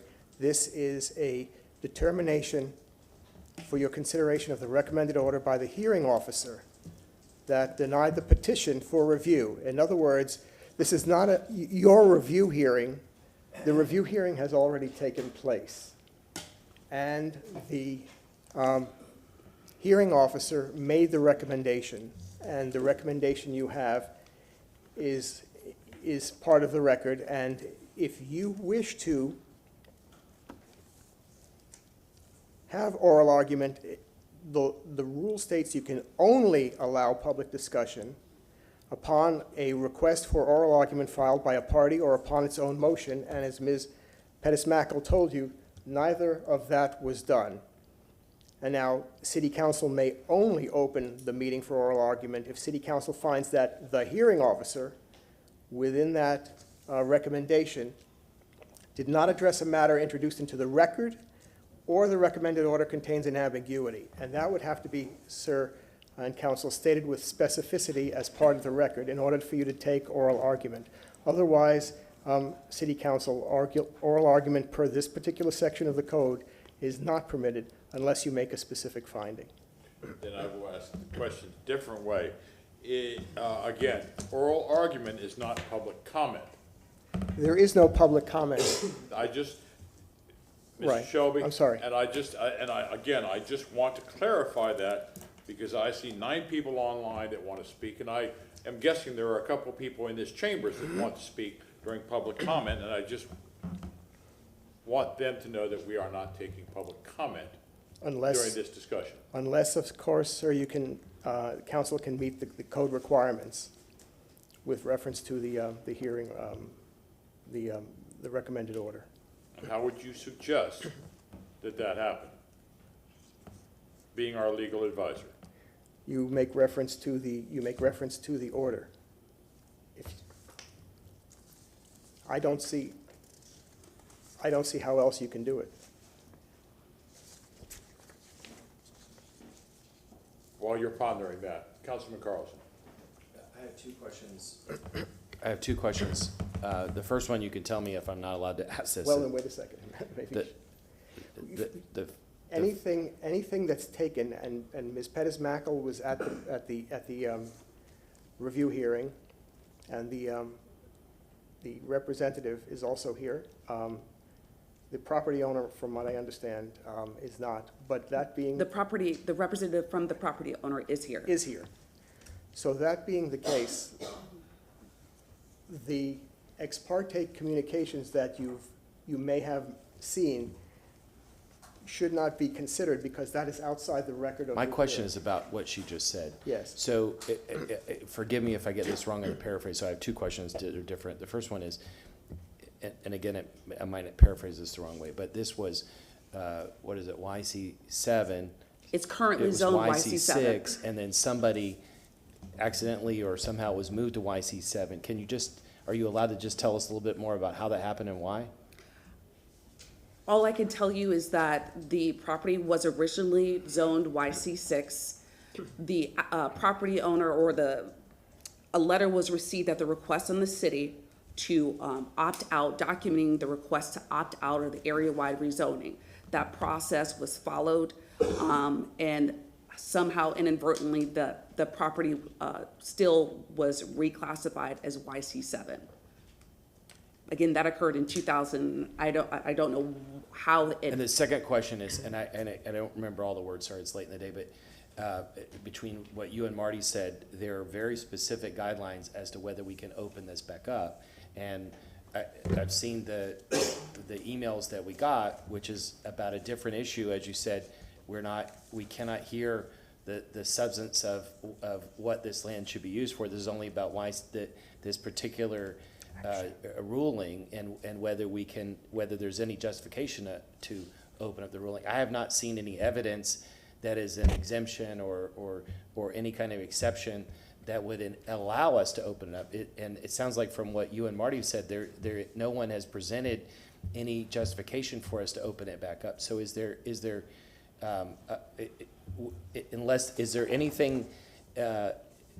any justification for us to open it up that you didn't talk about, or it seems like we're compelled to just approve it as it is? Because there's no legal justification to open it.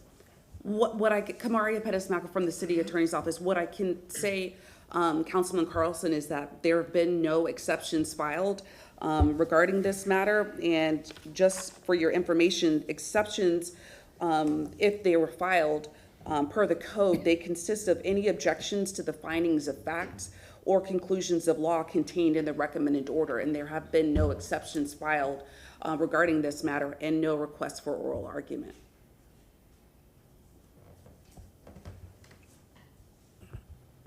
So the question, counsel, is whether the matter,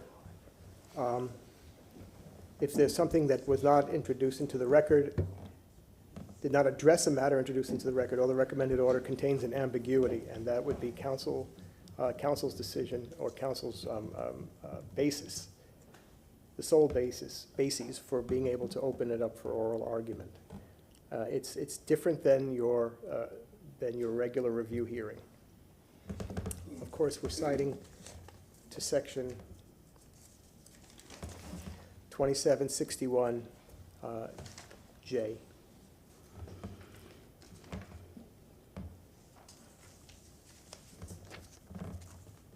Councilman Vieira. Oh, yes, sir. Just very briefly, I wanted to disclose that, I don't know if it was yesterday or before, I received a phone call from Gio and Futurino.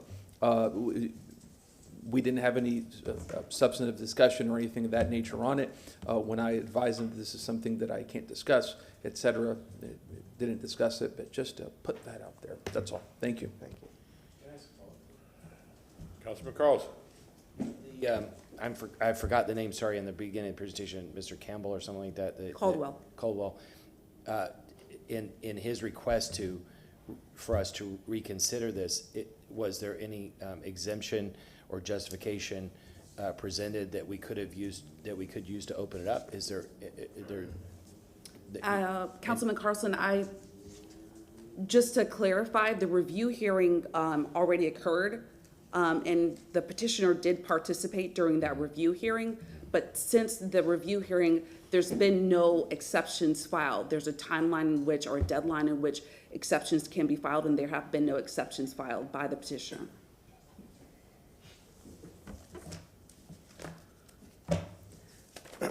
Any other comments or questions? And I've provided the sample motion also for City Council regarding this matter. And do you want me to make? I'm sorry, Councilman Carlson. It sounded as if Mr. Shelby wanted to make a statement. no, sir, thank you. I see people starting to stand up. We can't ask for the petitioners. We can't ask for anything. All we're doing is going by what the magistrate has given us. Right. What is the pleasure of council?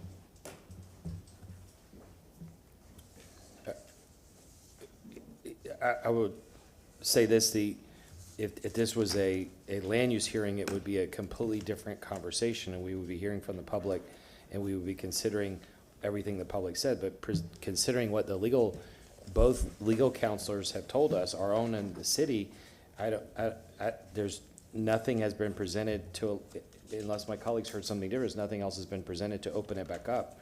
And so it seems like the only choice we have is to adopt the recommended order as the final order. Is that the one? Well, That is what the city is asking, unless city council wants to. I will make this motion and see what happens. I move to adopt the hearing officer's recommended order that denied the petition for review and affirmed the formal decision of the zoning administrator for FDN 21-125. Should I say C or not? That's fine. Yes, that's fine. 125C. Is there, And the reason is that no evidence has been presented to justify opening up. We have no legal basis to reopen it. well, unless council feels, according to the code, unless council feels that the hearing officer did not address a matter introduced into the record, or the recommended order contains an ambiguity. All the findings of fact have been heard at the review hearing, and that is what the hearing officer did. And now, council cannot reweigh the findings of fact or the evidence that have been presented. And as a matter of fact, Ms. Pettis-Mackel would have to make sure that it was not evidence that had not been presented at the review hearing. It's a very interesting provision of the code. It's different. Mr. Chairman, Councilman Goode. kind of confused of why this is even here. It's here, Councilman Goose, because there still has to be final action taken on the recommended order by the hearing officer. The hearing officer conducted the review hearing that city council traditionally does, but this is a process that's different from your traditional review hearings. So the last action that has to occur is for the recommended order to be, final action to occur on the recommended order. Okay, so I get it now. That's So why it's different. all right, so basically, it's already been heard, decided, the Yes. facts are there. We just hit a rubber stamp and say, it was done properly, we're done, correct? If that's the pleasure of council, that's correct. I'm sorry? I'm talking to myself out loud. For what the code says, or per what the provisions say, what the parameters of this council, basically, they say use the word rubber stamping, we're just basically rubber stamping it, saying it's been done, and the facts are there, and we're just moving on. And if city council wants to adopt it as the final order, yes.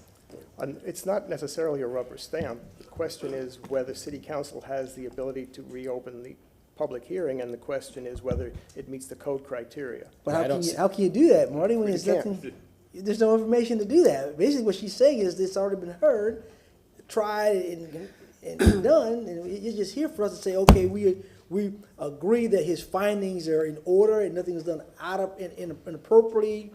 Am I on the right page there, Ms. Maniscalco? So just to clarify, Mr. Shelby, that this is before city council to consider the recommended order.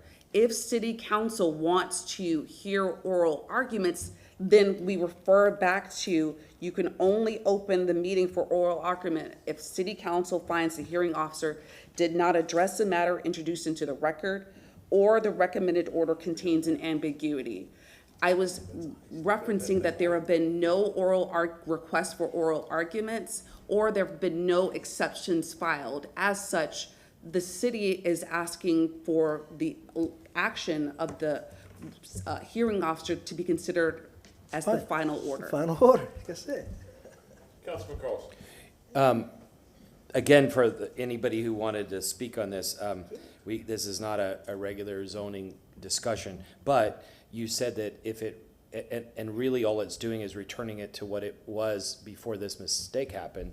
But if this goes back to YC6, then you said at some point in the future, you're gonna come back to us about approval for use as a parking lot. Is that correct? I will be coming back to correct the zoning classification. The use of the property has already been established. So I would be coming back to address correcting the zoning classification. So when you come back to us, is it the same kind of process, or is it a process where the public can provide input? That will be through hold on one second, if I may.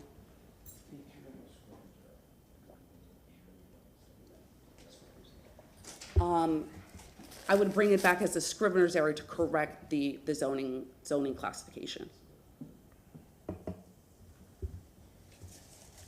Councilman Vera. Yes, sir. Thank you very much. And I always, on issues where the public is very passionate, always like to explain my vote one way or the other. And it would appear from what we're being told, irrespective of how I may feel on the underlying issue, which I won't get into, I do have sentiments on that for the community, but that to reopen this and to have a re-adjudication of it, whatever you want to call it, there's a really high standard that it would appear with the information given, we're unable to meet to reopen it with the information. So I think, as far as I'm concerned, the path is put forward irrespective of my personal sentiments on the underlying issue. I hate to say as an elected official, our hands are tied, but it would appear with that high standard, there's very little wiggle room there. Just my thoughts. And Anyone else? So we have a motion. Council, may I? I was at the formal determination, and there is something that wasn't addressed by the special magistrate. I think it's very important. So I'd like to ask for an opportunity for oral. I don't know. I don't think any of us knows what was addressed at this meeting. So how, excuse me, sir.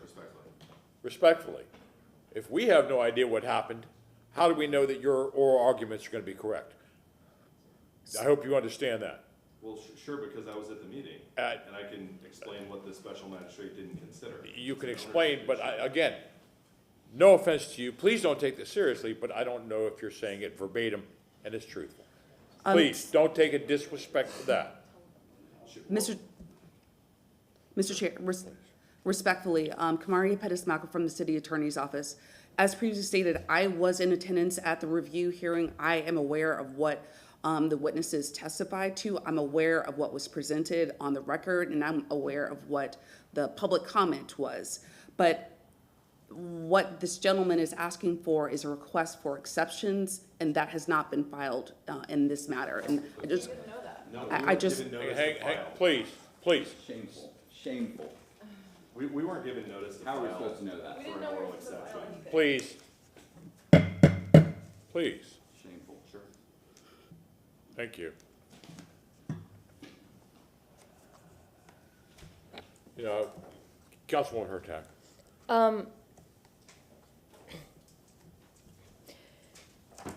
This is really frustrating. It was frustrating the last time one of these was brought in front of us because we don't actually get the details. We're just getting, I would really, normally we have all this information and all we're getting is that facts were heard, and the backup information for this review, for this item was provided to City Council. It's in SIRE. Okay. Councilman Miranda. So we're looking at 1-6 and 1-7, right? And they both mean different things, correct? I'm sorry? A 6 and a 7, I'm just saying those two numbers instead of going through all the German. Oh, YC6 and YC7, yes. So sometimes some council in the past had to make those terminations somewhere along some map that somebody drew 10, 15, 20 years ago, am I correct? Yes. So what you're telling us is somewhere along the line, whatever, I guess y'all, I don't know what happened. I want to know what year that was. It was the city initiated an area-wide rezoning in 2000.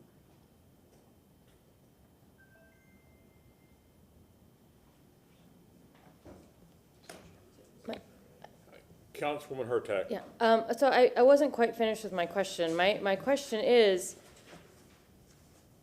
where in the proceedings does the public know that they have 10 working days to? It's in the code.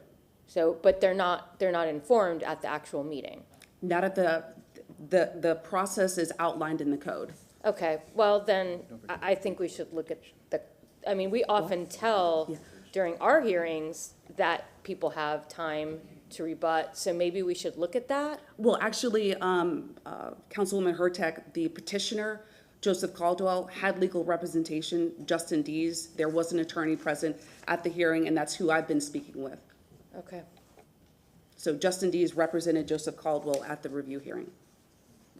And that's who I've been speaking with. And I'm sorry, you finish, Councilwoman. And we have no other option. We cannot send it back to the magistrate. Well, there are parameters in which you can, again, your sample motion provides parameters. If City Council wants to reject the recommended order, that information is on your sample motion. City Council may not reject any findings of fact reached by the hearing officer. If City Council determines that a finding of fact is not based upon competent substantial evidence contained in the record, or that the filing does not comply with the essential requirements of law, City Council may remand the matter back to the hearing officer, but only if it determines that additional fact-finding is required. That's the parameter, according to the code. Forgive me for sounding ignorant, but I don't have the facts in front of me. Well, you would know that you would get more insight into that if there were filings for an exceptions regarding this. And there were no exceptions filed in this matter.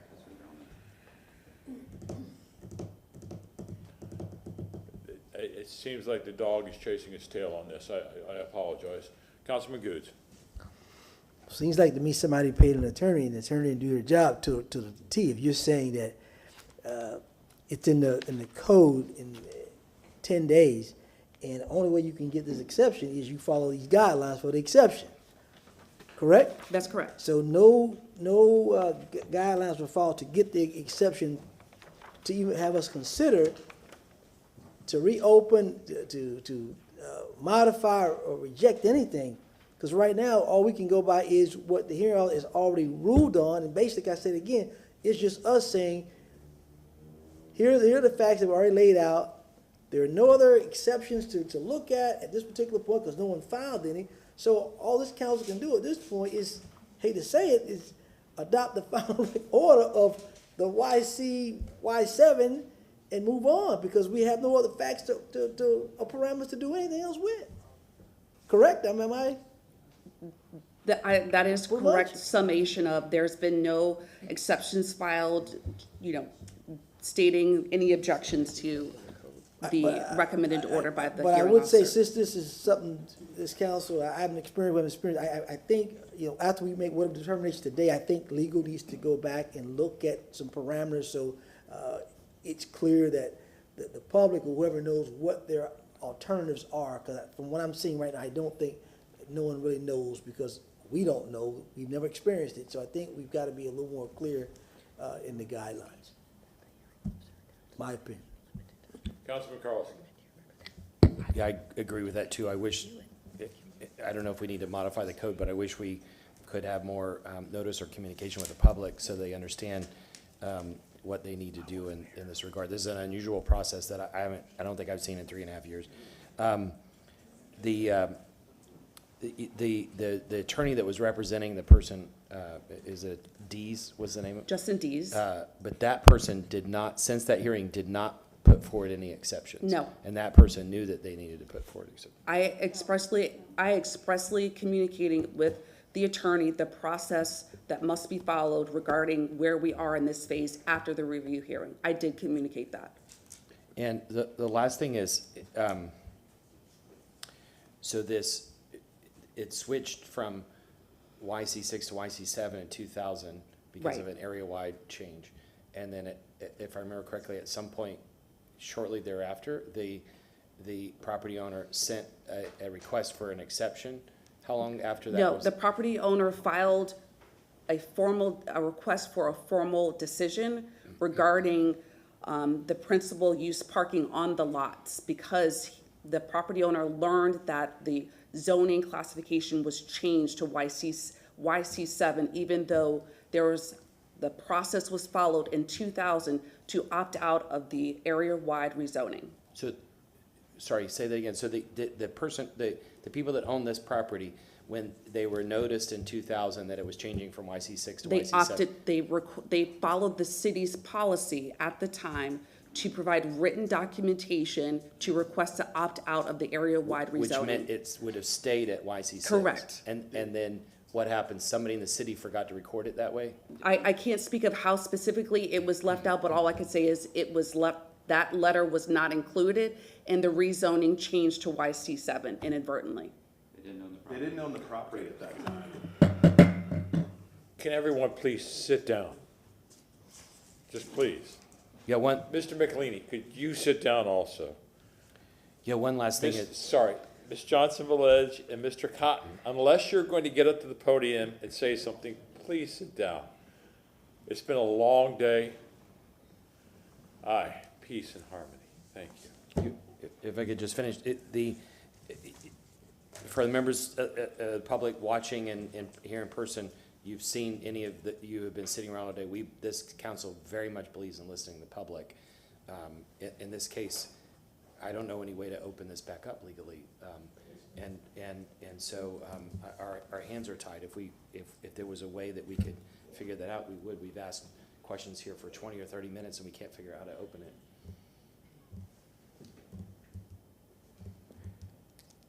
So I made a motion in a second. Just briefly restate your motion, just so, Councilwoman Hurtak, did you want to add something? Just to clarify, even though we may have gotten exceptions, or we may have heard from the public via email or in the quasi box, that wouldn't be considered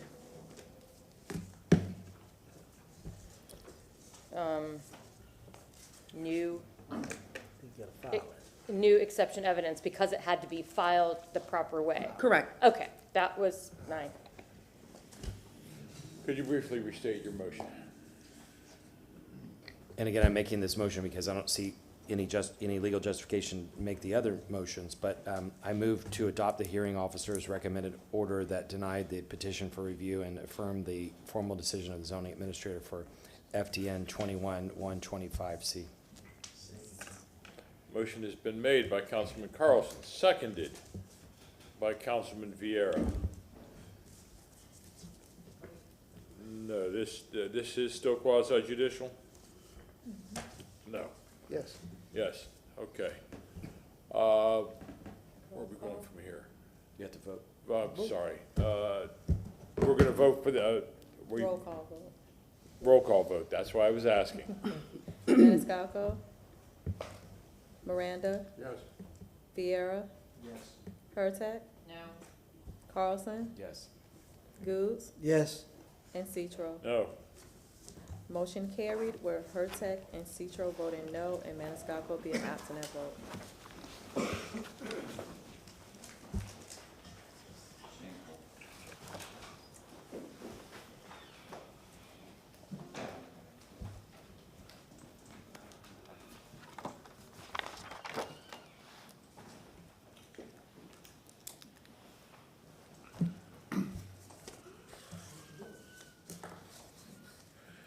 Number 118 on our agenda, file number VAC 22-17.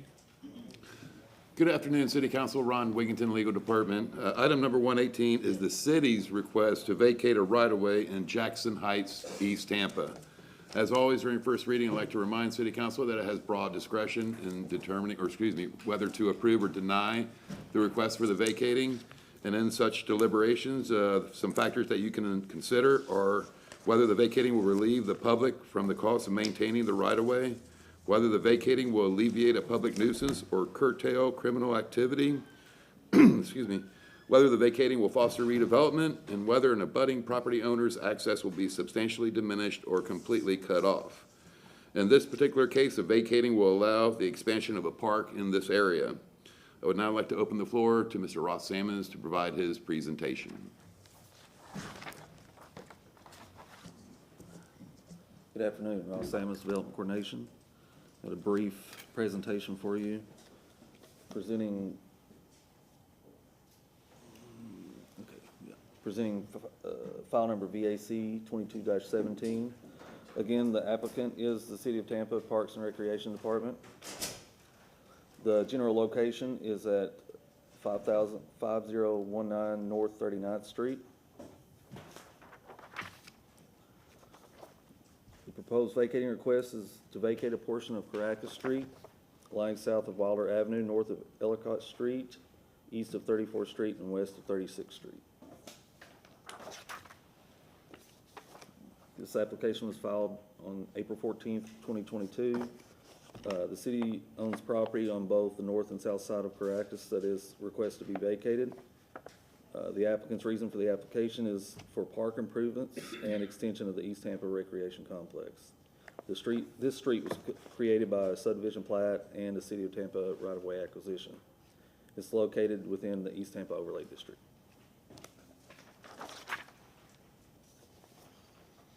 This existing right-of-way is approximately 28,680 square feet.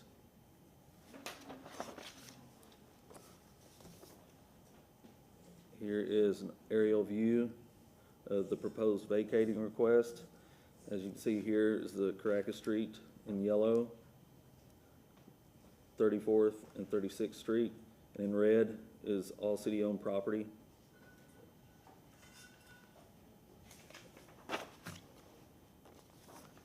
Again, the Atlas section view showing the section of Caracas Street to be vacated, and in gray, the city-owned property, and previously vacated streets hashed. Quick view of the two subdivisions of how this section of Caracas Street was created, here and here. And some quick images of the streets. Here's Caracas Street looking east from 34th Street.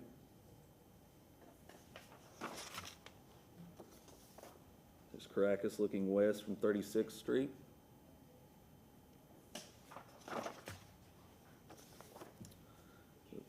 City of Tampa property looking south from Caracas Street. This stormwater pond in the image. This is city property looking north from Caracas Street.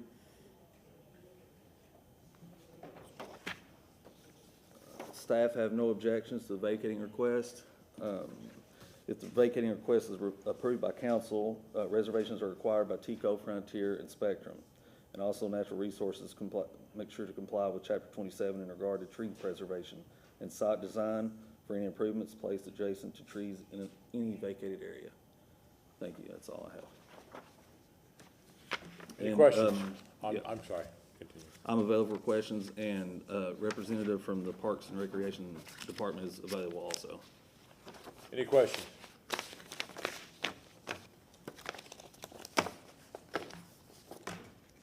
Anyone in the public would like to speak on this? We have no one online? A motion closed by Councilman Goode, seconded by Councilman Miranda. All in favor? Thank you. Councilwoman Hurtak. Okay. File number VAC 22-17, ordinance being presented for first reading consideration, an ordinance of the City of Tampa, Florida vacating, closing, discontinuing, and abandoning certain rights-of-way located south of Wilder Avenue, north of Ellicott Avenue, east of 34th Street, and west of 36th Street within the plats of Prince's subdivision and the Thomas Hyder subdivision in the City of Tampa, Hillsborough County, Florida, as more fully described in Section 1 hereof, subject to certain covenants, conditions, and restrictions, as more particularly set forth herein, providing for enforcement and penalties for violations, providing for definitions, interpretations, and repealing conflicts, providing for severability, providing an effective date. A motion made by Councilwoman Hurtak, seconded by Councilman Vieira. All in favor? Excuse me. Roll call vote. Miranda. Maniscalco. It's been a long day. Hurtak. Yes. Carlson. Yes. Goode. Yes. Vieira. And Citro. Yes. Motion carried unanimously with Maniscalco being absent at vote. Second reading and adoption will be held on August 4th, 2022 at 9:30 a.m. Agenda item 119, file number VAC 22-18. Hello again, Ron Wigginton, Legal Department. Item number 119 is the same situation as 118, whereby the city is the applicant and is requesting a vacating of a right-of-way to allow the expansion of a park in Port Tampa. I provided a substitute ordinance correcting a scrivener's error, and yes, I was the scrivener, so made sure I got corrected that. And again, I'd like to open the floor to Mr. Sammons. Ross Sammons, Development Coordination. Have another quick PowerPoint here. Presenting VAC 22-18. Again, the City of Tampa Parks and Recreation is the applicant.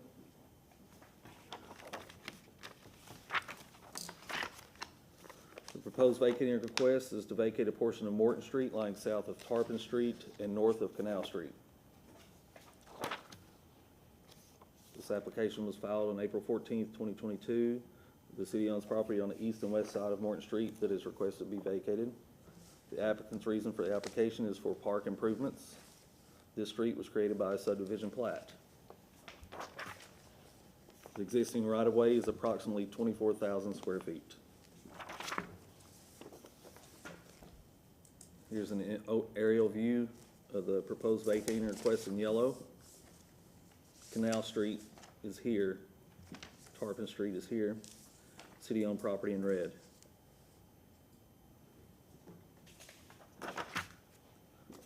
Again, I added another image here just to give an overall view of what's south of the property. So it's undeveloped area, and this is a canal, actual canal in Canal Street. The city-owned property here, Chevron and MacDill Air Force Base south of that.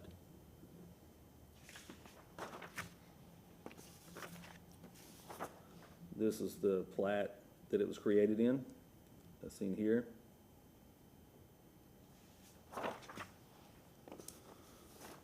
An image of Morton Street looking south from Tarpon Street.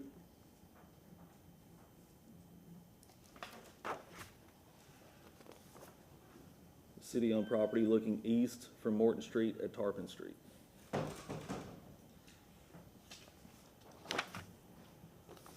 City-owned property looking west from Ellicott Street.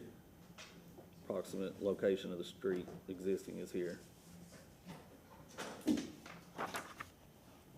And this is a continuation of Morton Street looking north from Tarpon Street, and this is not to be vacated. Staff have no objections to the vacating request. No easement reservations are required. Natural Resources comply with Chapter 27 regarding tree preservation and site design for any improvements placed adjacent to trees in any vacated area. That's all I have. Any questions? Anyone in the audience that wishes to speak to this? No one online? Move to close.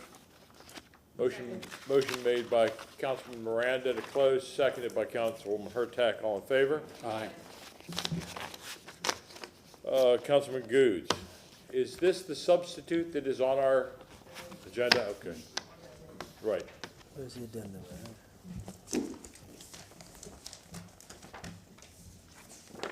have the addendum? All right, got it. All right, here we go. VAC 2218, ordinance being presented for first reading consideration. An ordinance of the City of Tampa, Florida, vacating, closing, discontinuing, and abandoning a certain right-of-way / alleyway located south of Tarpon Street, north of Canal Street, west of Elliott Street, and east of Grimner Street, within a map of part of Port Tampa City. In the City of Tampa, Hillsborough County, Florida, as more particularly described in Section 1 hereof, subject to certain covenants, conditions, and restrictions as more particularly set forth herein, provided for enforcement and penalties for violation, providing for definitions, interpretations, and repealing conflicts, providing for severability, providing an effective date. Thank you. Motion made by Councilman Goods, seconded by Councilman Vieira. Roll call vote. Hurtak? Yes. Carlson? Yes. Miranda? Yes. Goos? Yes. Vieira? Yes. Maniscalco? And Citro? Yes.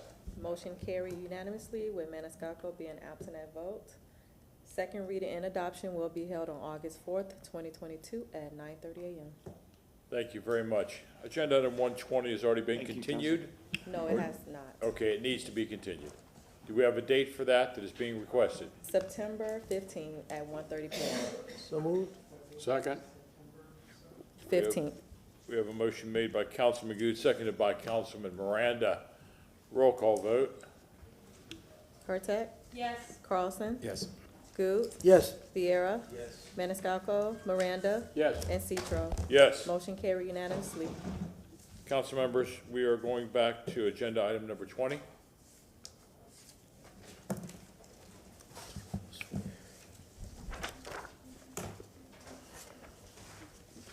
Mr. Chairman, if you could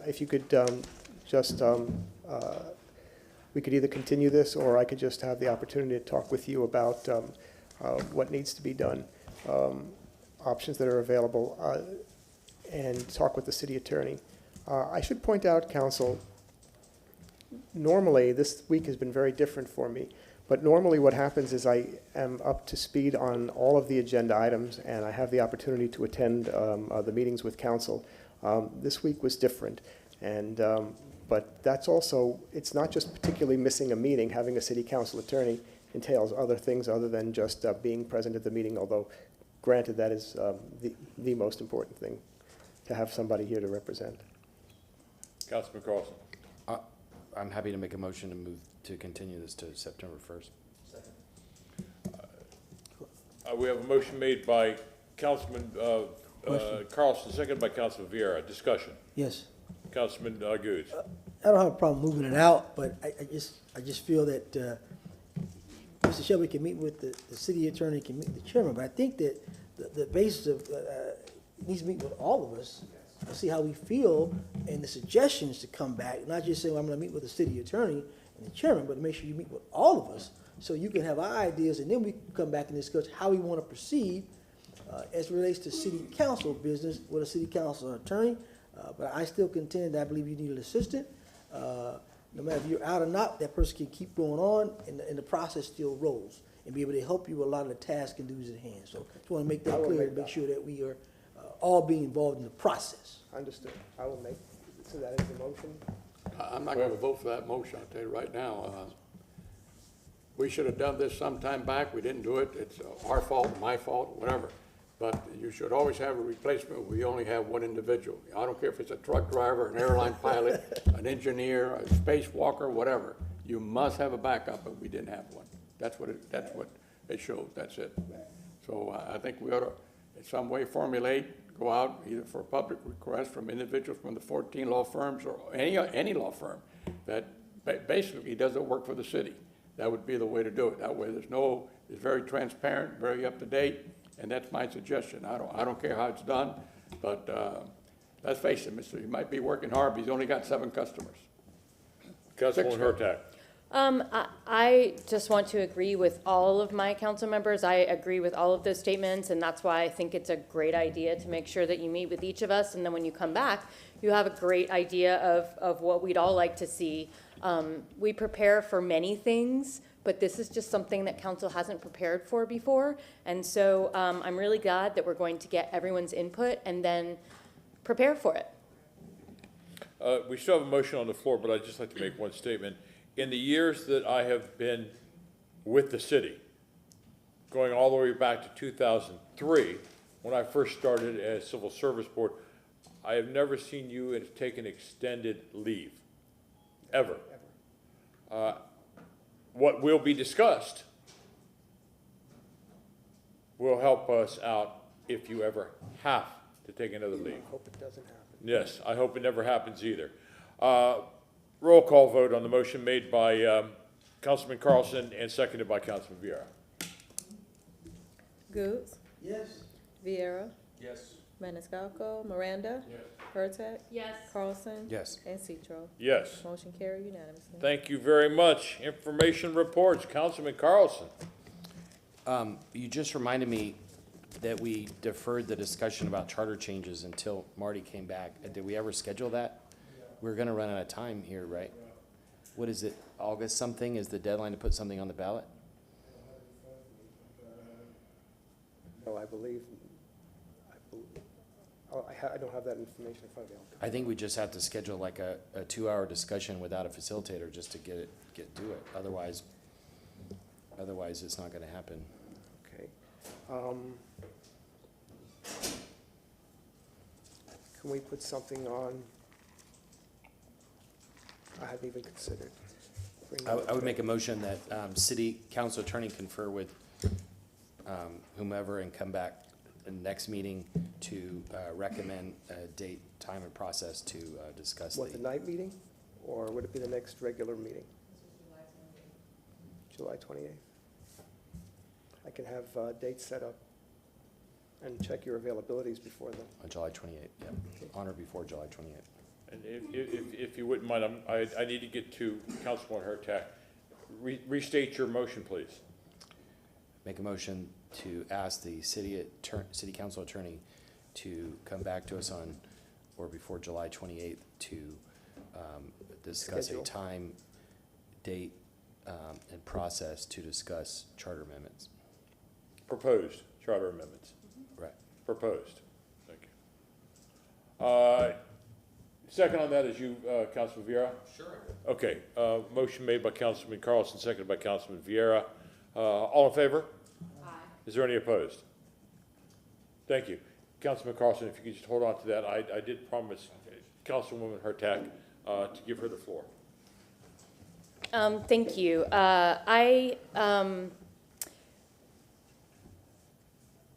The last few weeks have been really difficult as a woman in America. Just everything that's gone on, the loss of Roe.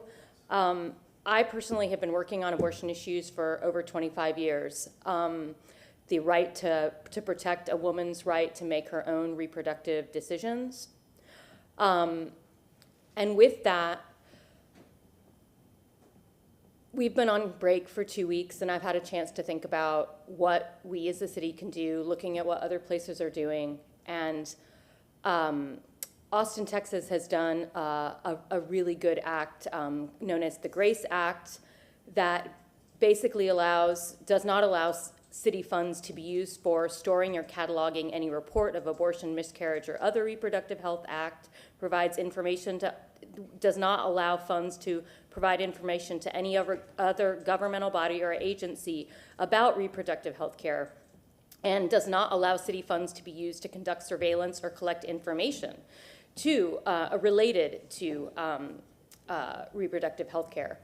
I would like to make a motion to have the legal staff review the City of Austin, Texas resolution known as the GRACE Act, condemning any actions impinging on the rights of residents to make reproductive health decisions, including abortion care, for themselves, and to modify it to fit the City of Tampa and State of Florida rules and regulations. We have a motion made. Yes. Yes, I asked legal to bring that back as soon as possible, August 4th, if not sooner. And I have the act and everything. Sure, and thank you, Mr. Chair, and thank you, Councilwoman. You know, a very caustic issue, and there's been so much caustic change that have occurred over the last few weeks. You know, I think Americans, there's a lot of division and differences of opinion whenever it comes to certain moral issues, et cetera.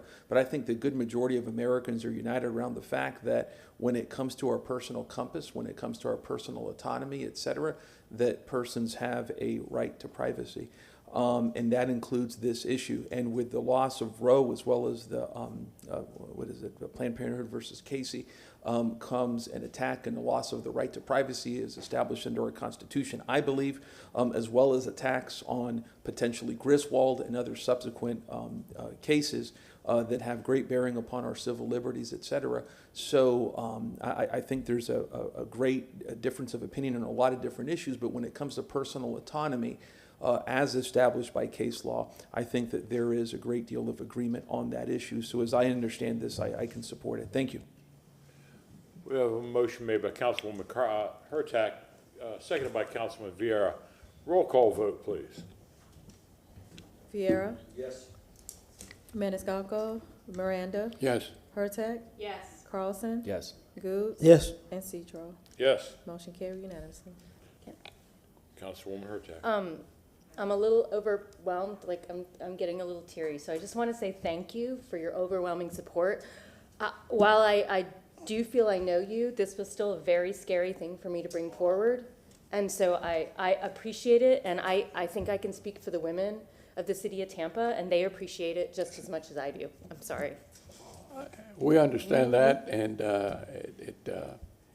it's something that our rights to whatever, in my mind, is a woman's choice. Whether I like it or not doesn't matter. It's the woman's choice. It's her body. And it's, we have things done sometimes that are, the same court also did something the other day that threw me for a loop. I would never thought that they take away the rights from any government telling somebody that you can go back to burning coal. You can't tell a company or utility or whatever what type of fuel they got to take to produce the energy. That's what I thought they said. And I also think that's a terrible move, but that wasn't my decision. Councilwoman Hurtak, thank you for being brave.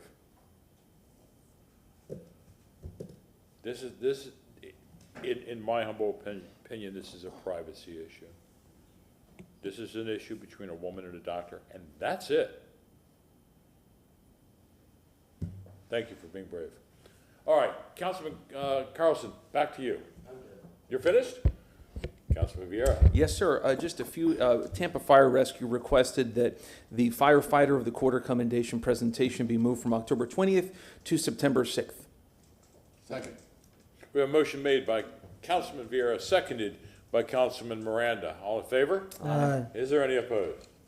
And then next, a lot of us knew the late Teresa Pierre Coy, an attorney. You got, Lord Almighty, talk about getting emotional. A wonderful woman. She passed on recently, and I've been in contact with her family, her widower, Travis Coy, who's a wonderful individual with the state attorney's office. And I motion for a commendation to be awarded. I gave her a commendation already, Mr. Vera. You did? Yes, sir. At the funeral? Yes, sir.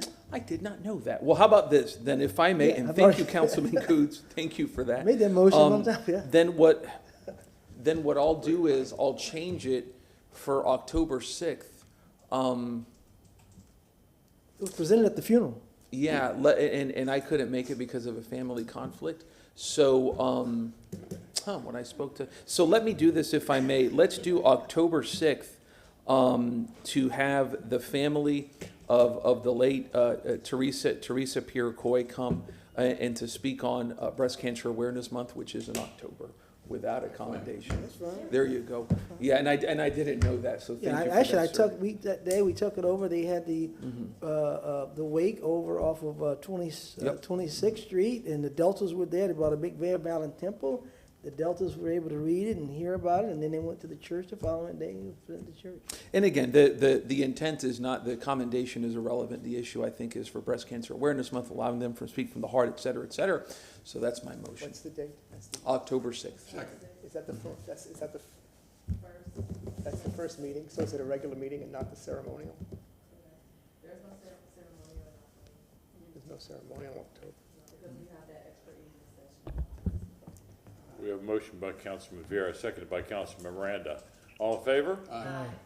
And thank you for that. And then lastly, this is a really interesting one. I came across through the Pipe Fitters Union Local 123, a young man who I spoke to on the phone a few days ago by the name of Joaquin Robertson, with the apprenticeship program for Local 123. He is the first Hillsborough County High School student to ever pass the G6 pipe test before graduation, something that I'm told in welding is something that a person with 10, 20, 30 years experience would have a really hard time doing. And this young man, who's about 17 years old, did it. He is a graduate of the MC3 program, a pre-apprenticeship program that the local has worked hard to support. The 6G pipe welding effort is one of the hardest weld certification tests to pass, and he did it before he graduated high school. So pursuant to that, I move on September 6th that we invite this young man and his family over to give him a commendation. We have a motion made by Councilman Vieira, seconded by Councilwoman Hurtak. All in favor? Aye. Any opposed? And that's it, sir. Get out. Councilwoman Hurtak, if you're done. Councilman Goods. A couple. I don't know if you folks might know Coach Johnny Young passed away this week. Coach Johnny worked a long time at the Holland Pines Center. Coached my Cougars program there. big teddy bear, big giant teddy bear, Coach Johnny. So I'd like to give a posthumous commendation to Coach Johnny Young, presented to the family at the services. It's going to be this Saturday. We have a motion by Councilman Good, seconded by Councilman Carlson. All in favor, say aye. Aye. Any opposed? Thank you. All right. Second one will be for a young lady who who had some challenges in her life. She overcame those challenges. She's a businesswoman. A lot of you, she's taking your photos. She has a big back-to-school event she orchestrated for a long time now. She also does a grandparents' Valentine's Day, I believe, event each year. So sometimes, you know, you have to recognize people and give them their flowers while they're here and for the outstanding job they're doing. And I'd like to give Ms. Tanya Lewis an accommodation for September 6th. I think that's the next date for accommodations for citizens.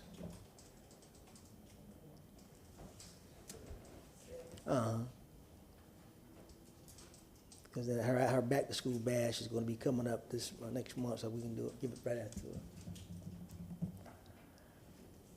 Oh, I'm sorry, Councilman Miranda seconded. Good. We have a motion made by Councilman Good, seconded by Councilman Miranda. All in favor? Aye. Any opposed? Thank you. You heard earlier this morning, you heard all of the housing cries from the public. And I said I was going to think about a motion, but I'm going to hold off so that the public can know I'm true to my word. But I did meet with Ms. Travis a little bit earlier, and we're going to have a discussion in reference to this housing crisis and see where they're at with that before I decide to make a motion and see if this council will second it and be approved. But I want to meet with her first to get some ideas of what we're actually doing. So I want the public to know I want to keep my word, but I want to find out what they're doing. So just so the public will know. Councilman Miranda. Not today, but in the future, I'm going to come back with 6 other colleagues to discuss solar, to discuss the changes in architectural designs that I think we need to save ourselves from hurricane, and also have a different way of dispensing some of the water comes off your roof. So you can save money, everybody can save money, save the environment at the same time, and be happy. I cannot wait to hear about that. Thank you. What I'm going to do is I rattled off, I commented on people that are helping Mr. Bede and his mobility department and the great things that were being done with the West River as far as pedestrian and bicyclists. And I left one very important person off of that, and that's Miss Brandy Miklas. And Brandy, thank you very much for your help. Lady and gentlemen, this was a long day. We all found out some things that we didn't know, and there were some very intense discussions. I wish to thank you all very, very much for this day, and for Madam Clerk, and for our city attorney, city council attorney, and of course, our TPD officer. This was a great learning experience today, and I need a motion to receive and file. Hold on, Mr. Chairman, I forgot. I've got to make this announcement. And I got to stand up to do it. I want to give Nicole Travis, who came in to the city, she's seen these needs, and I can tell you her and her counterpart, Mr. Drago, it's a blessing for East Tampa that she was able to come in to find a different strategy to obtain the penny saver. I want to thank her. When I remade that motion, we thought we had a downfall because without that penny saver, the project just doesn't go. It doesn't.